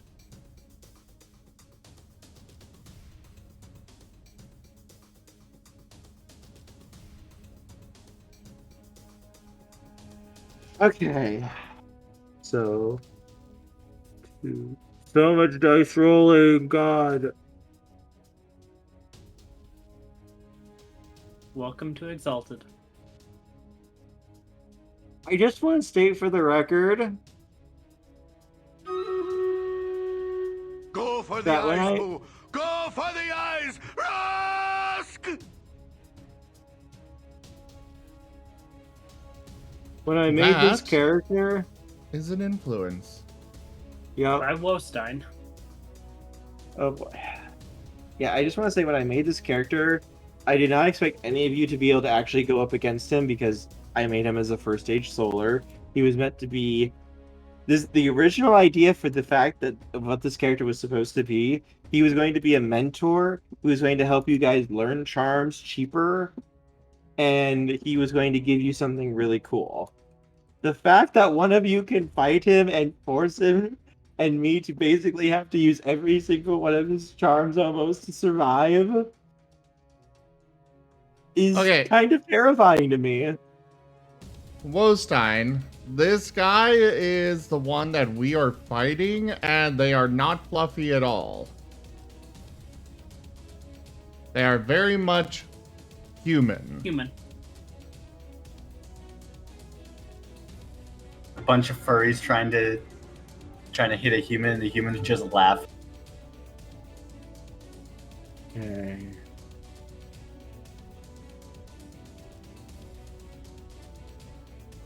Okay, so he's only going to do minimum again because of your freaking soak is so high. Wostein, please make sure you're paying attention to what's going on before you redeem influence. He might have been not here. I don't know. I've been rolling dice so much. My brain. You're still rolling. Oh, jeez. First stage solar. Should I refund this influence then, Wo? Let me. Okay, so 1, 2, 3, 4. There's so much. So god damn it. So hard to get damage through to you, but this time he is barely able to negate that attack. Jaffaroshak has brought the chaos.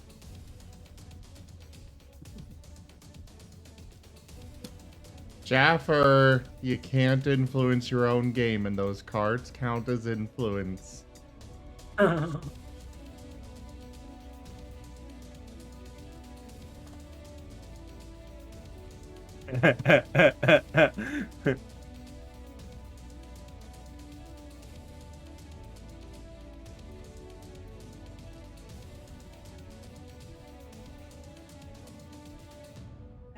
Jaffer, this You time encourage me to be quite naughty.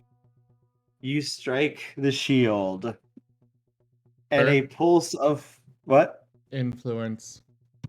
Oh.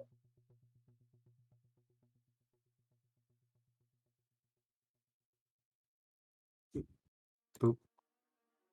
Boop. Checking.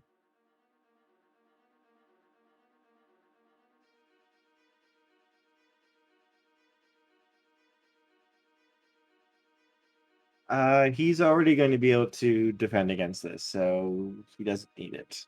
Unless this is for Jaffer.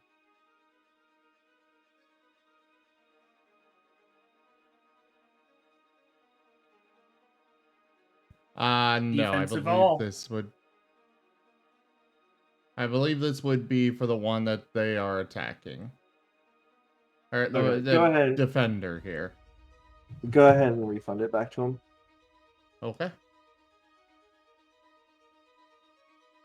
As Jaffer, you hit the shield.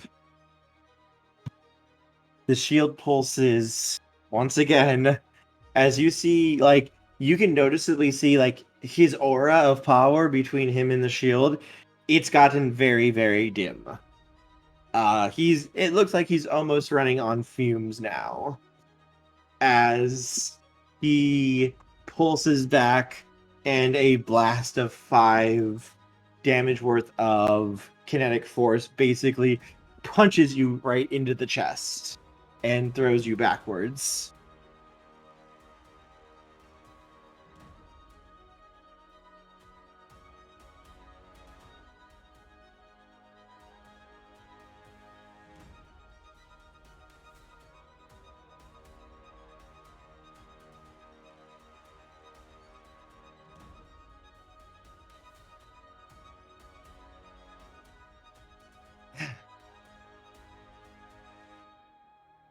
Damn it!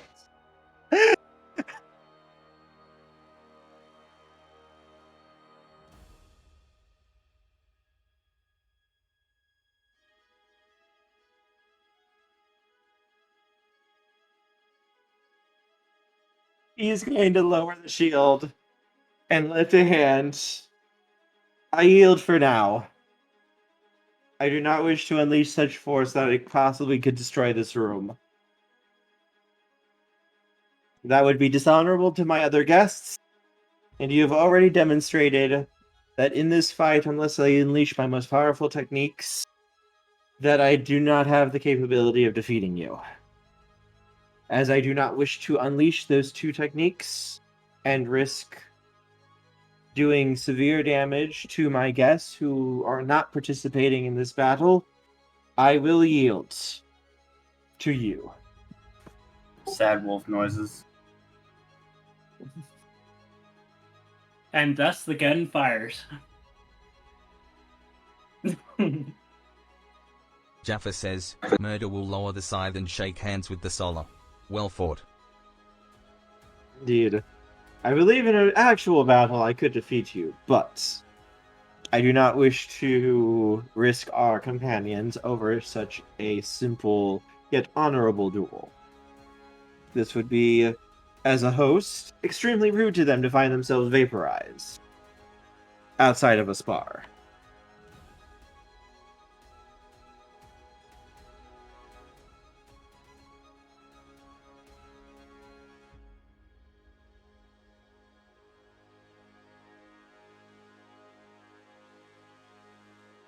Jaffa see says, that you're- no matter who of us wins, everyone else would lose.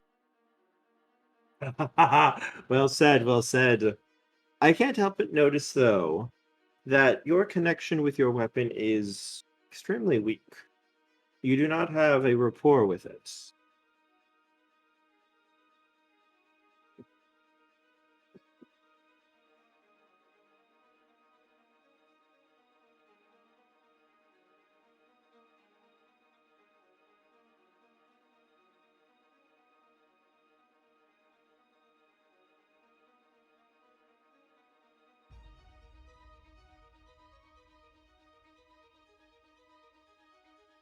Wait for the Jaffa to respond, yeah.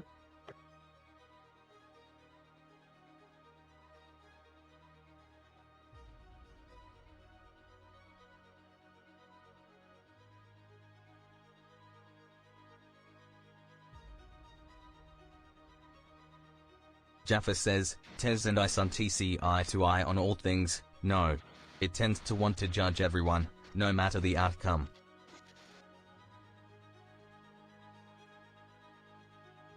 I see you. I see you.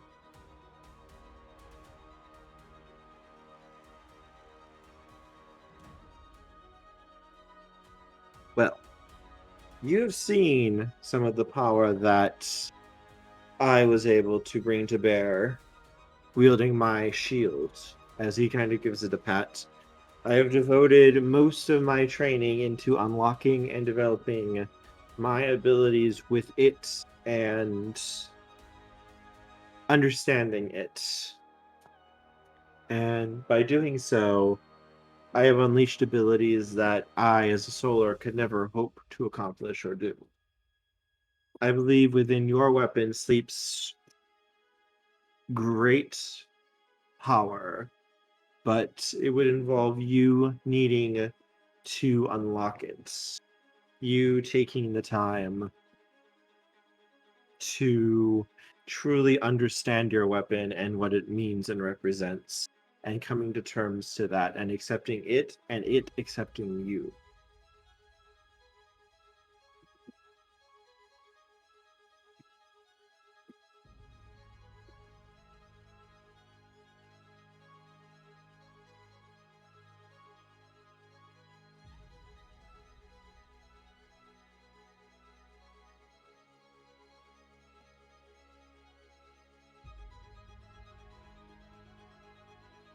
Jaffa says, I would appreciate your assistance and guidance on this. He nods. As an expert on evocations and unlocking them, and coming to terms with your artifacts, I would be more than willing to assist you in unlocking your skills and abilities. But that will come later. Now, as he walks over, he puts his hand on the screen and the room flashes for a moment, and all the wounds that you suffered, Murder, are completely gone, and you feel like basically exactly how you did when the machine first activated. all your essence is back. Everything feels like good again. Tell me, my friends, did you enjoy our glorious duel? I must say, your friend is perhaps one of the mightiest foes I have ever faced in centuries. I have never been pushed this far before. He has forced me to reveal some of my most powerful techniques just to survive him. Yes. He tends to do that.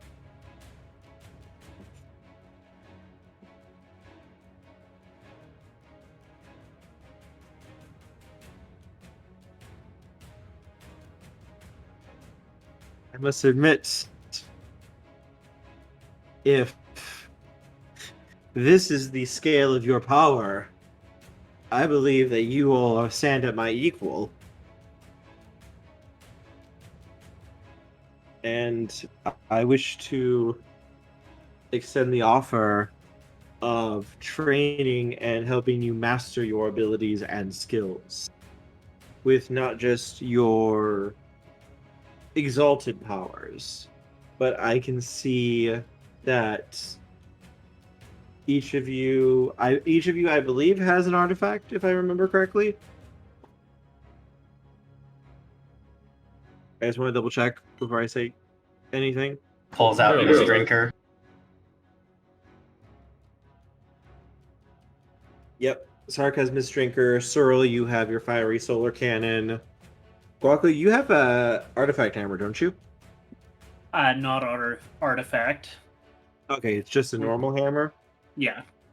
Okay. Most of you seem to have artifact weapons. He kind of rests on Guaco for a moment. They may have something for you, I think, if you would be interested. But if you desire a tutor, I would be more than willing to teach you how to unlock the powers of your weapons. I'm all for it.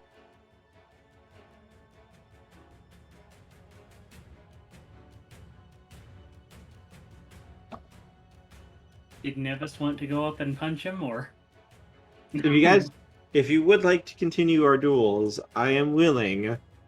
You have shown me, though, that your skills are as great as my own. Objection. My weapon was gifted to me to a Tochathon for the purpose of protecting such. This weapon does not have any secrets to me. Have you unlocked its evocations and spoken to its spirits?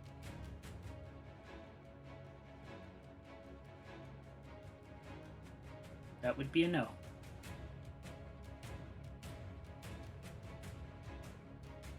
Weapons have spirits. Indeed. Each artifact has its own unique spirit within it.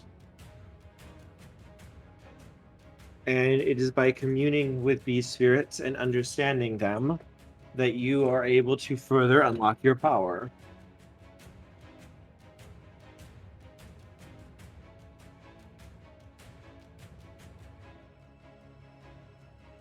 Cool. Conclusion. If a Tochathon had not told me about this spirit or evocation, then it must not have been necessary. It is. He kind of pauses and considers it.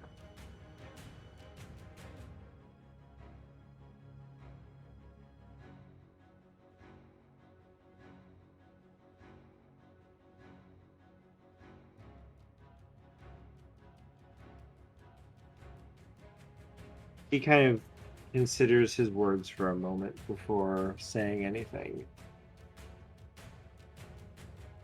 You will find that the spirit of a weapon changes with each wielder. The powers that one person can unlock are different than what someone else may unlock. And it is up to you to develop everything. You must speak to the spirit yourself and discover what its abilities are.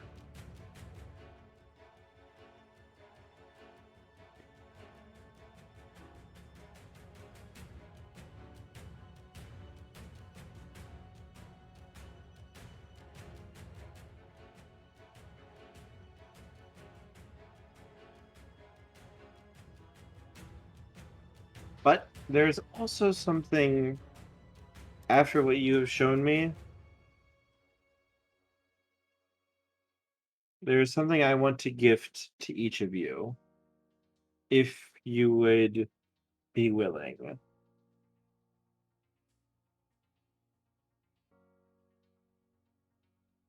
I'm willing for to try anything at least once.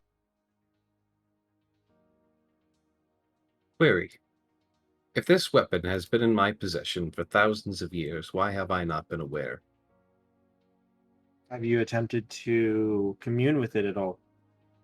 You do not seem the type to actually try to speak to it.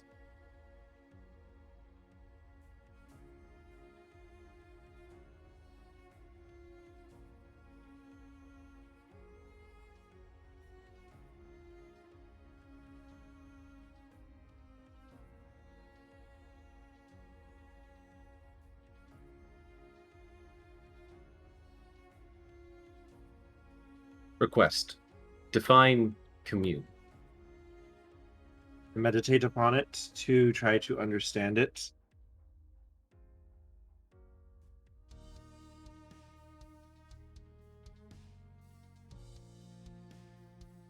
Hello, gun. I must fire you now. Is that okay?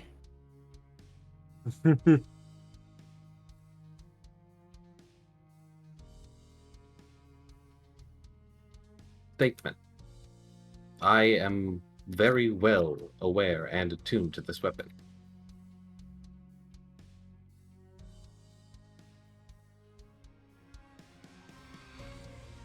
You can fire it and you can use it. But you do not know the personality of it. Correct.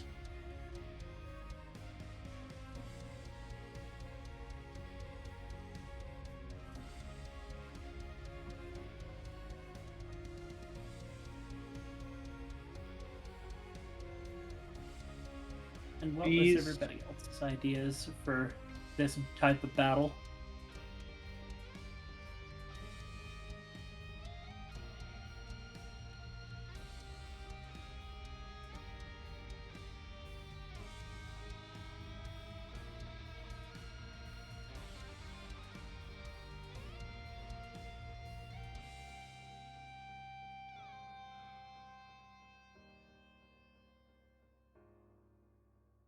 I know somebody else is thinking environmental against him.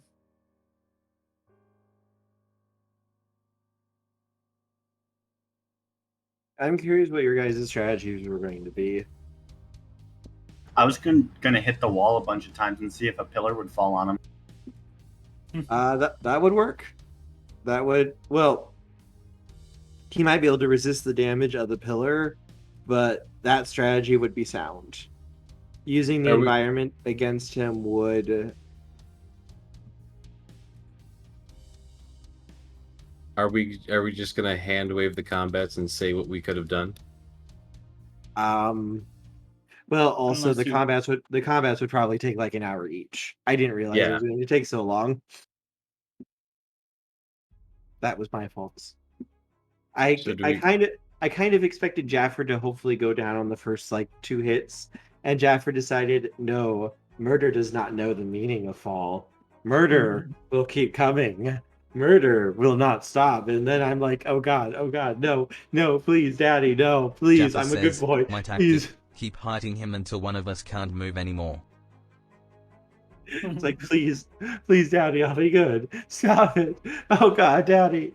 I'm trying. Please stop it.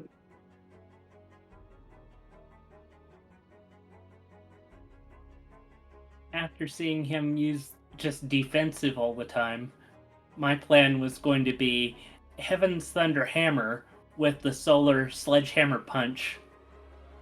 What does that do? Step 7 of a close combat attack. The target is knocked back one range band and fall prone. But with the solar one, it can be used as a withering close combat attack, counting each extra success as damage for determining knockback. You'd actually have to be able to hit him. That's going to be the key. As withering? Yeah. Okay.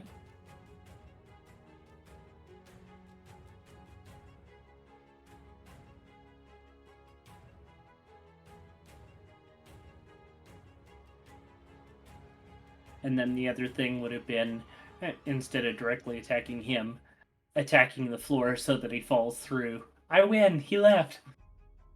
That would be able to work. You might not actually, beat him, but that would work. I'm kind of surprised so far I haven't heard the best strategy against him. I thought you guys would figure it out, considering you guys like to break my plans and plots. Using the ranged attacks, but I don't have any on this character. Actually, no. The range attacks means he can't hit you back, but he can still try to block them. What would your plan be, Cyril?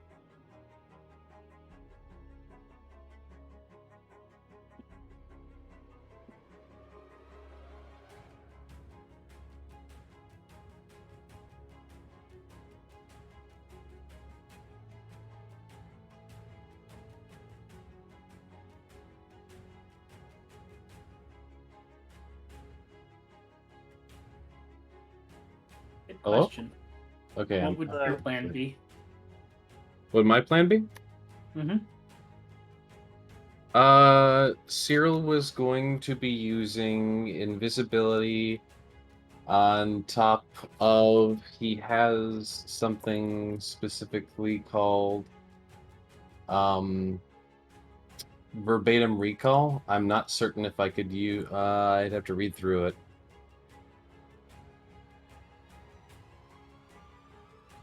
I can mimic voices, but I didn't know if that would also apply to sounds. So I would use stealth, maybe try to recreate sounds, use an optical shroud to be invisible. And then my general idea was going to be death by 1,000 cuts, where I would make a small attack against him, go back into stealth, make a small attack against him, go back into stealth, and try to make it so that he couldn't hit me, but I would just continuously ping him, hopefully enough to, whittle away at his defense.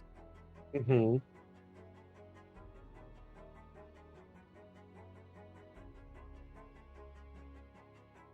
And then if the defense ever conceivably dropped, it would just be one big shot. So, that actual style that you're describing, Cyril, he does have a charm that makes it very difficult to ambush him. He can apply his defenses against unexpected attacks. It's one of the few charms he actually has himself that's not in his shield. Because specifically ambushes are very deadly to him. So he needs to be able to know if you're attacking from stealth, so at least he can defend and so it's not an unexpected attack. He might not be as good at it, because he'll have his defense, but at least it's not just getting shot in the back and instantly dying. See, that's why I went stealth. Well, then therein lies the question: how many times can he do that, though? Because Cyril would make ambushes, but purposely make them weak. It lasts the entire scene. Okay. So the thing is, though, is he can still apply his defense, but his defense will always be halved against you. Because he doesn't know directly where you are, but he knows you're trying to shoot him. No. The big thing, though, is the little damage that you're doing. That's actually the big thing here, So his final charm that he did not use here is he can choose if you actually damage him. He can choose, like, when he takes the damage, you also take the damage with him. He can only do this once per season, though. So basically, it's like, if necessary, it's like a mutual kill option. But the thing is, it only sends back the damage that you do. So if you only do like 2 damage to him, he can only send 2 damage back at you. So and then he can't do that anymore? Yes, correct. Most of the time, people try to do what Murder does. Save up a crap ton of damage, and then throw it all at his face once they actually hit him. That is the worst possible thing you can do, because then you're going to pop. He had his other charm that he has allows him to, once per scene in a combat, he can basically say, no, I'm going to stay at 1 HP when an attack would incapacitate me or do worse. So he combines that charm with the defense charm to basically say, your giant murder ball doesn't actually kill me. It puts me to 1 health, and you're also going to take all the damage that I took too. The thing is, that doesn't work against Murder, because Murder also has the same charm. So he can also say, I'm going to stay at 1 HP as well. Nice. And Murder gets to heal every turn. Yes, he does not have that. His goal is to avoid damage at all costs. But you hit exactly on one of the ways to actually beat him is hitting him repeatedly with low amounts of damage and not go for like a big blow. Awesome. Then I assume Cyril would kind of walk away from that combat rather happy with his own performance. Yes, Cyril would probably do pretty well there. And he would be very ecstatic with Cyril's performance and give him quite a bit of praise. It's like go ahead. Let's say, how well would Sark have done? Based on what you said so far, you probably would have done pretty well, Sark. Because you are not... You are basically using your intelligence to not let him just have a free reign with his shield and such. Because that's the key here. He cannot attack while he has the shield. Like, he's forbidden from attacking you. Jaffa says, or hit him repeatedly with high damage attacks and just tank the return damage. Most people can't tank that damage. Especially when he can throw back as much damage as you do, Murder. So the shield only returns damage if you fail to penetrate his defense. And then he gets the difference between the attack and what his defense is. When he stores up the damage from each blow, he stores up the difference. And he can use that as a dice pool to roll against your attack. Instead of applying his defense, he gets to roll that dice pool. This costs him 1 mote of essence, and he does not regain that mote so long as the scene is going. If he breaks that commitment to try to regain the essence in his next turn, he cannot use this charm for the rest of the scene. But basically, he starts storing up force, and then he can use that as his defense dice pool against an attack. That's how he was able to keep up with Murder's giant attacks, is by basically blowing that charm almost every turn. So you don't want to get into like super long fights with him unless you can beat his defense repeatedly. If you can beat his defense, you're good. But he's hard to beat. Cyril and Sark would probably have the best in a straight up fight because they would be able to hit from stealth, which halves his defense, which makes it harder for him to defend against. And I'd probably go down after 1 hit. You did use the environment, but yeah, if you try to hit him, you're gonna get that force channel back, and I don't think you have the soak Murder does. Nope. So yeah, you probably would have just gone. But I'm really surprised. So the I'm I know Zim can hear me, so Zim, I want you to rethink I'm real quick here. what your way. Oh, okay, sorry. I thought you still stepped away. You didn't say you came back. Well, yeah, you How guys were how talking.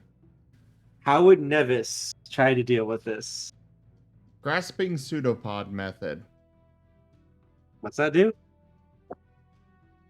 Uh, That's my voice of am I about to regret my life choices? well, let me get it up here.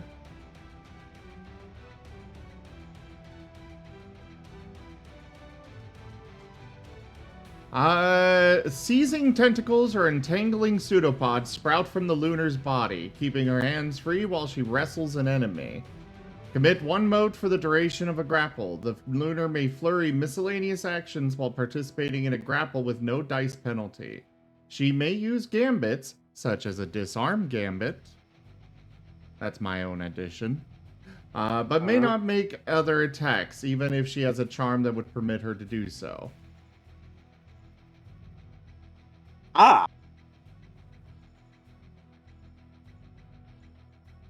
If the shield is in the way, go around the shield with multiple limbs and pull the shield away.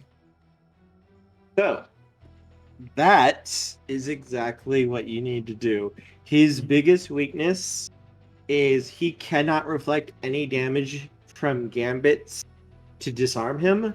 And if he loses the shield, if he is not physically touching it, he cannot use any of its abilities to protect himself. And he is down to only the very few abilities that he has to protect himself. I was thinking use the Lunars, you know. Their whole thing is being able to change shape as they will. So put that Oh, go ahead, sorry. put that to use.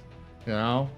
If the shield's in the way, literally some of the charms describe how a Lunar's like, well, I don't have bones anymore, as my arm just kind of weaves around the shield to strike and stuff like that, so...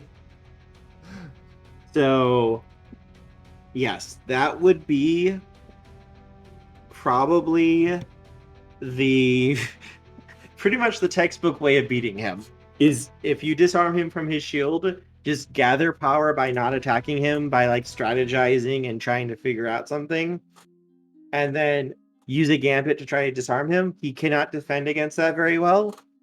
And then when you disarm him, he is basically fucked.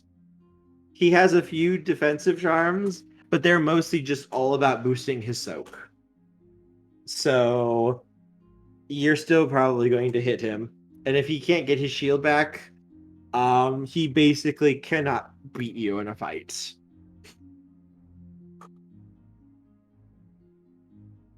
Now, if I'm going to have to go up against murder, I'm just going to have to smack the tattoos right off the body.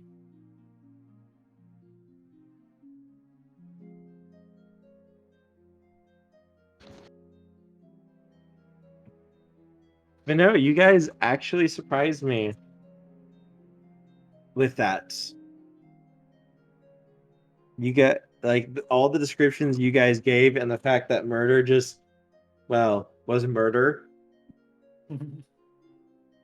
You guys definitely earned your reward here. Yay. As he will come out. Jaffa says, if you try to fight murder, do that with words, not weapons. Fair.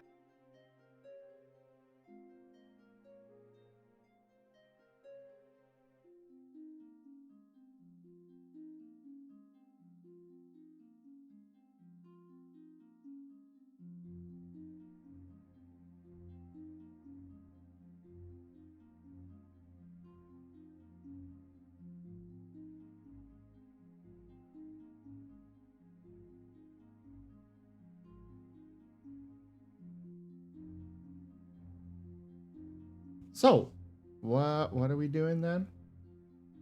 He is getting you something Oh.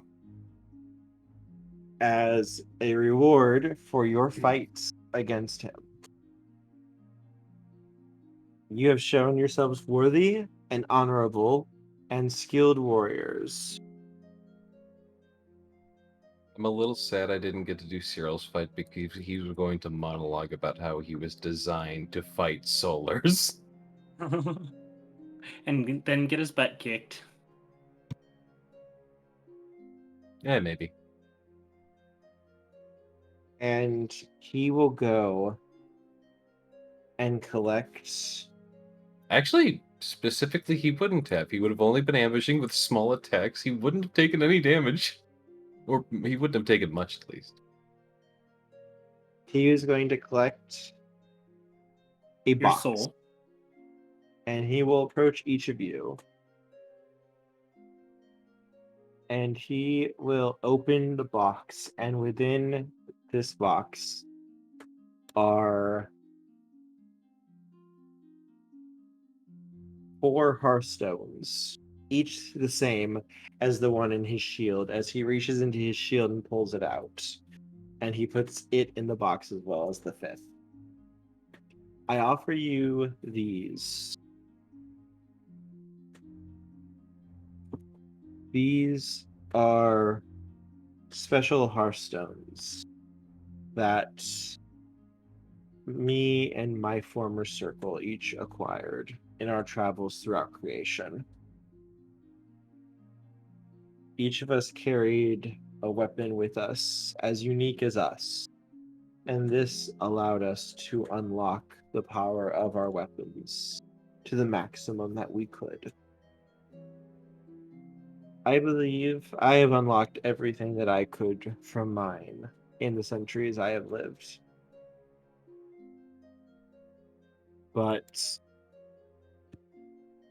now I wish to pass these on to those who have shown themselves to be skilled, mighty, courageous, and honorable.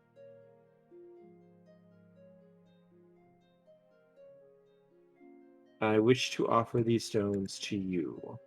If you wish to learn about your weapons and to become more skilled with them, this will allow you to do so.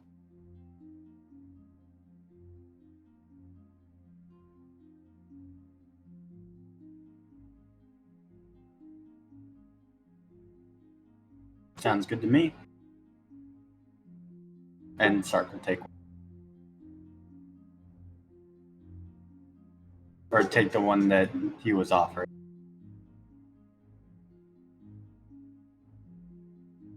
What these hearthstones will do is, installed within an artifact, it will allow you to disregard the essence costs for learning evocations, and so long as the hearthstone is installed in the weapon, you can learn every evocation that weapon is capable of and use it as though you were of that essence. Ooh. If the stone is removed, you keep the evocations, but you cannot activate them until the stone is put back in. So you'll still Or if you learn bond them. with it. Correct. Which basically means raising your essence up. Real quick question for you, Guaco. How is your social foo as your character?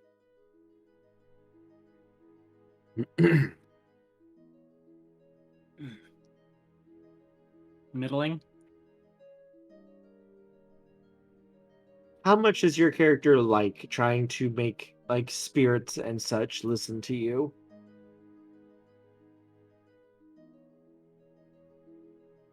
It's more people than spirits, but like I have second chance approach, which people with a negative intimacy gives me reduced difficulty of social actions and judge's ear. When somebody lies to me, knowingly lies, they must make a hard bargain. Oh my god. Because I'm looking at a Gormal right now to try to find an artifact weapon for you. One of its abilities is called Supernal Mandates.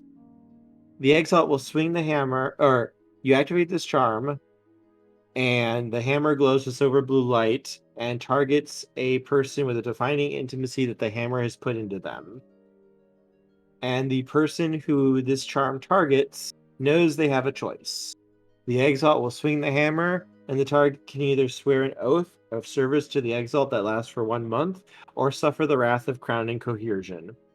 If they accept the oath, the hammer inflicts no damage upon impact, but instead reforges the intimacy created, and it becomes a binding oath similar to an eclipse cast oath. And any social influence that contradicts the intimacy becomes unacceptable influence.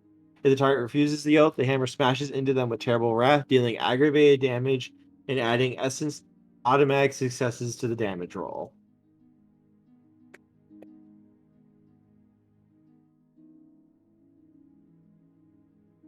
That sounds interesting.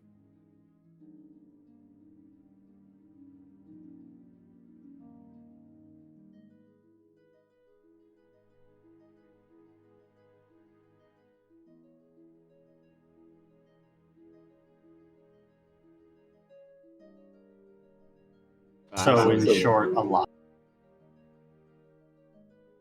It very much makes me think of what Jaffer's character wants. Like when I was reading that. Yeah, the deal would be more his. Mm-hmm. Which is like, I just stopped. It's like, this seems like perfect for Jaffer's character. I'm making note of this for him.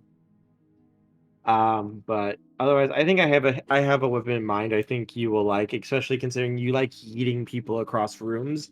I think I know exactly the weapon I'm going to give to you. Because Yeah, it will... My Oh, go ahead. combat is more battlefield control. Yes, this hammer suits you very well. Mistweaver, you'll be able to unlock all of Mistweaver's charms, and if you choose to go into Mistweaver's abilities... You mean Mist Drinker? Yes. Sorry. Yeah, I'm sorry, I got confused there for a little bit. I was like, So some of the abilities that you have the basic ability of Mist Drinker, being able to create the mist and such to give yourself concealment and to be able to see through it. At its maximum ability that you can unlock is you can make a blanket of a natural fog that extends up to 100 miles, and it can last up to weeks in the south or months or years in the north. Within this mist, crops spoil, predators stalk the streets, people can travel unseen, and armies can march openly without being spotted within the mist. Magical weather cannot disperse the fog. It would require a celestial sorcerer working. Basically, it would require a sidereal, lunar, or solar, or someone of their power level to try to end it using basically a great ritual. cool. And also, you can also, instead of making normal mist, you can, for example, create something native to that region. So say in the north, there's something called freezing fog. Within this freezing fog, basically it's like normal fog, but anything that within it basically is frozen solid. Cool. It is extremely deadly and extremely dangerous.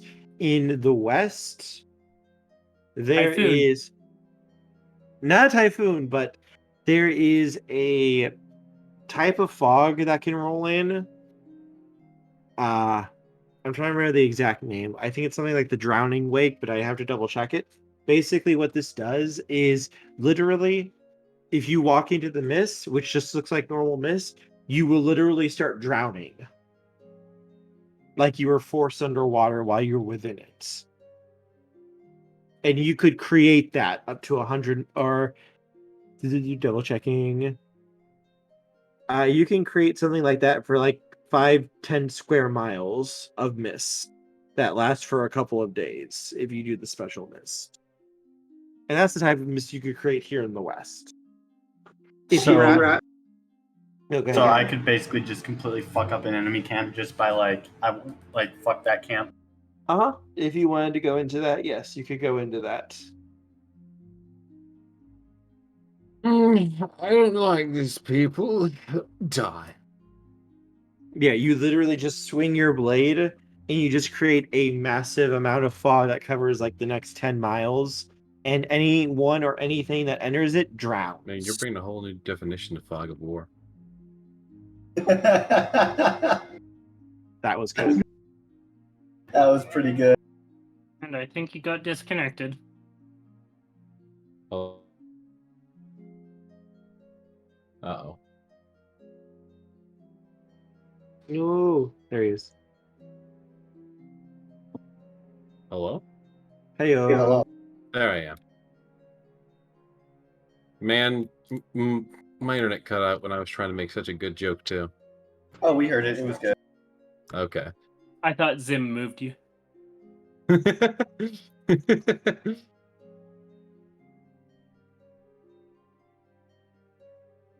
No, at this point, I basically tune out most of what Moriarty says. That's a, you know what, that's fair.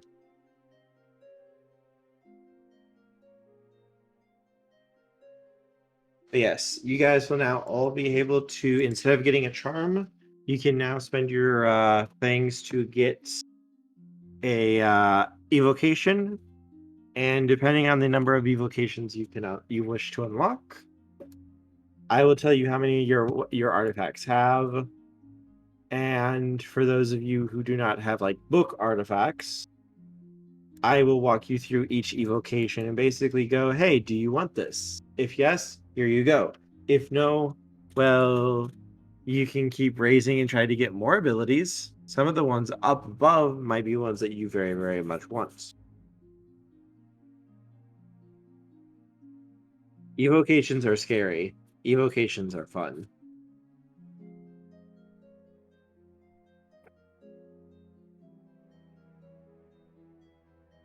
But actually, I think this might be a good ending spot for us because I'm starting to fall asleep. Wait, I didn't get my special power. You are also going to get yours, but yours is actually something I'm going to have to create myself. Ooh! Same with, yeah, you and you, Jaffer, and Zim, I need to actually make the powers for. So that's something I'm going to have to do for before Thursday. Interesting. Interesting. Yeah, I have no idea what my spear is capable of at all. It's going to have some fun powers, like, and they're going to be based around both you and your army.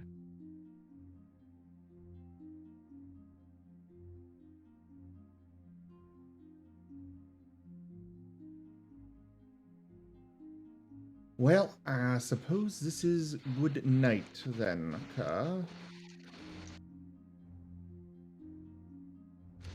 Yes. Yeah. I hope y'all have a wonderful night. And I think this might be where I call it for the stream as a whole tonight.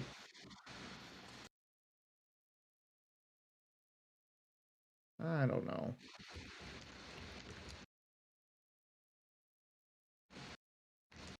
I mean, do you guys want to see some Dwarf Fort?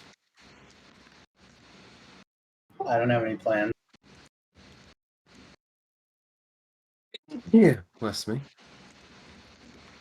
I guess we can do some Dwarf Fort for a little bit at least. Well, everybody, thank you all so much for joining us today for Ebon Sales Exalted. I will be back in a few minutes with some Dwarf Fortress. Check out our website, zgfgaming.com. We've got links for our Discord, Telegram, Twitter, Patreon, and more. There on the website, as well as down in the description below through our link tree. Thank you to my patrons, donators, and subscribers. It is because of your support that I'm able to continue bringing these streams to you all. I really cannot do this without your guys' help and support, so thank you. Consider becoming a patron over at patreon.com/zgfgaming. It is one of the best ways to support the channel, though you can also do so by grabbing some packs through Streamloots, sending a treat while I'm live here, earlier in the day of course, but you know, and otherwise simply sharing the stream around. But for now, thank you for joining, and I bid you all the most fondest adieu. Bye. Bye. Bye.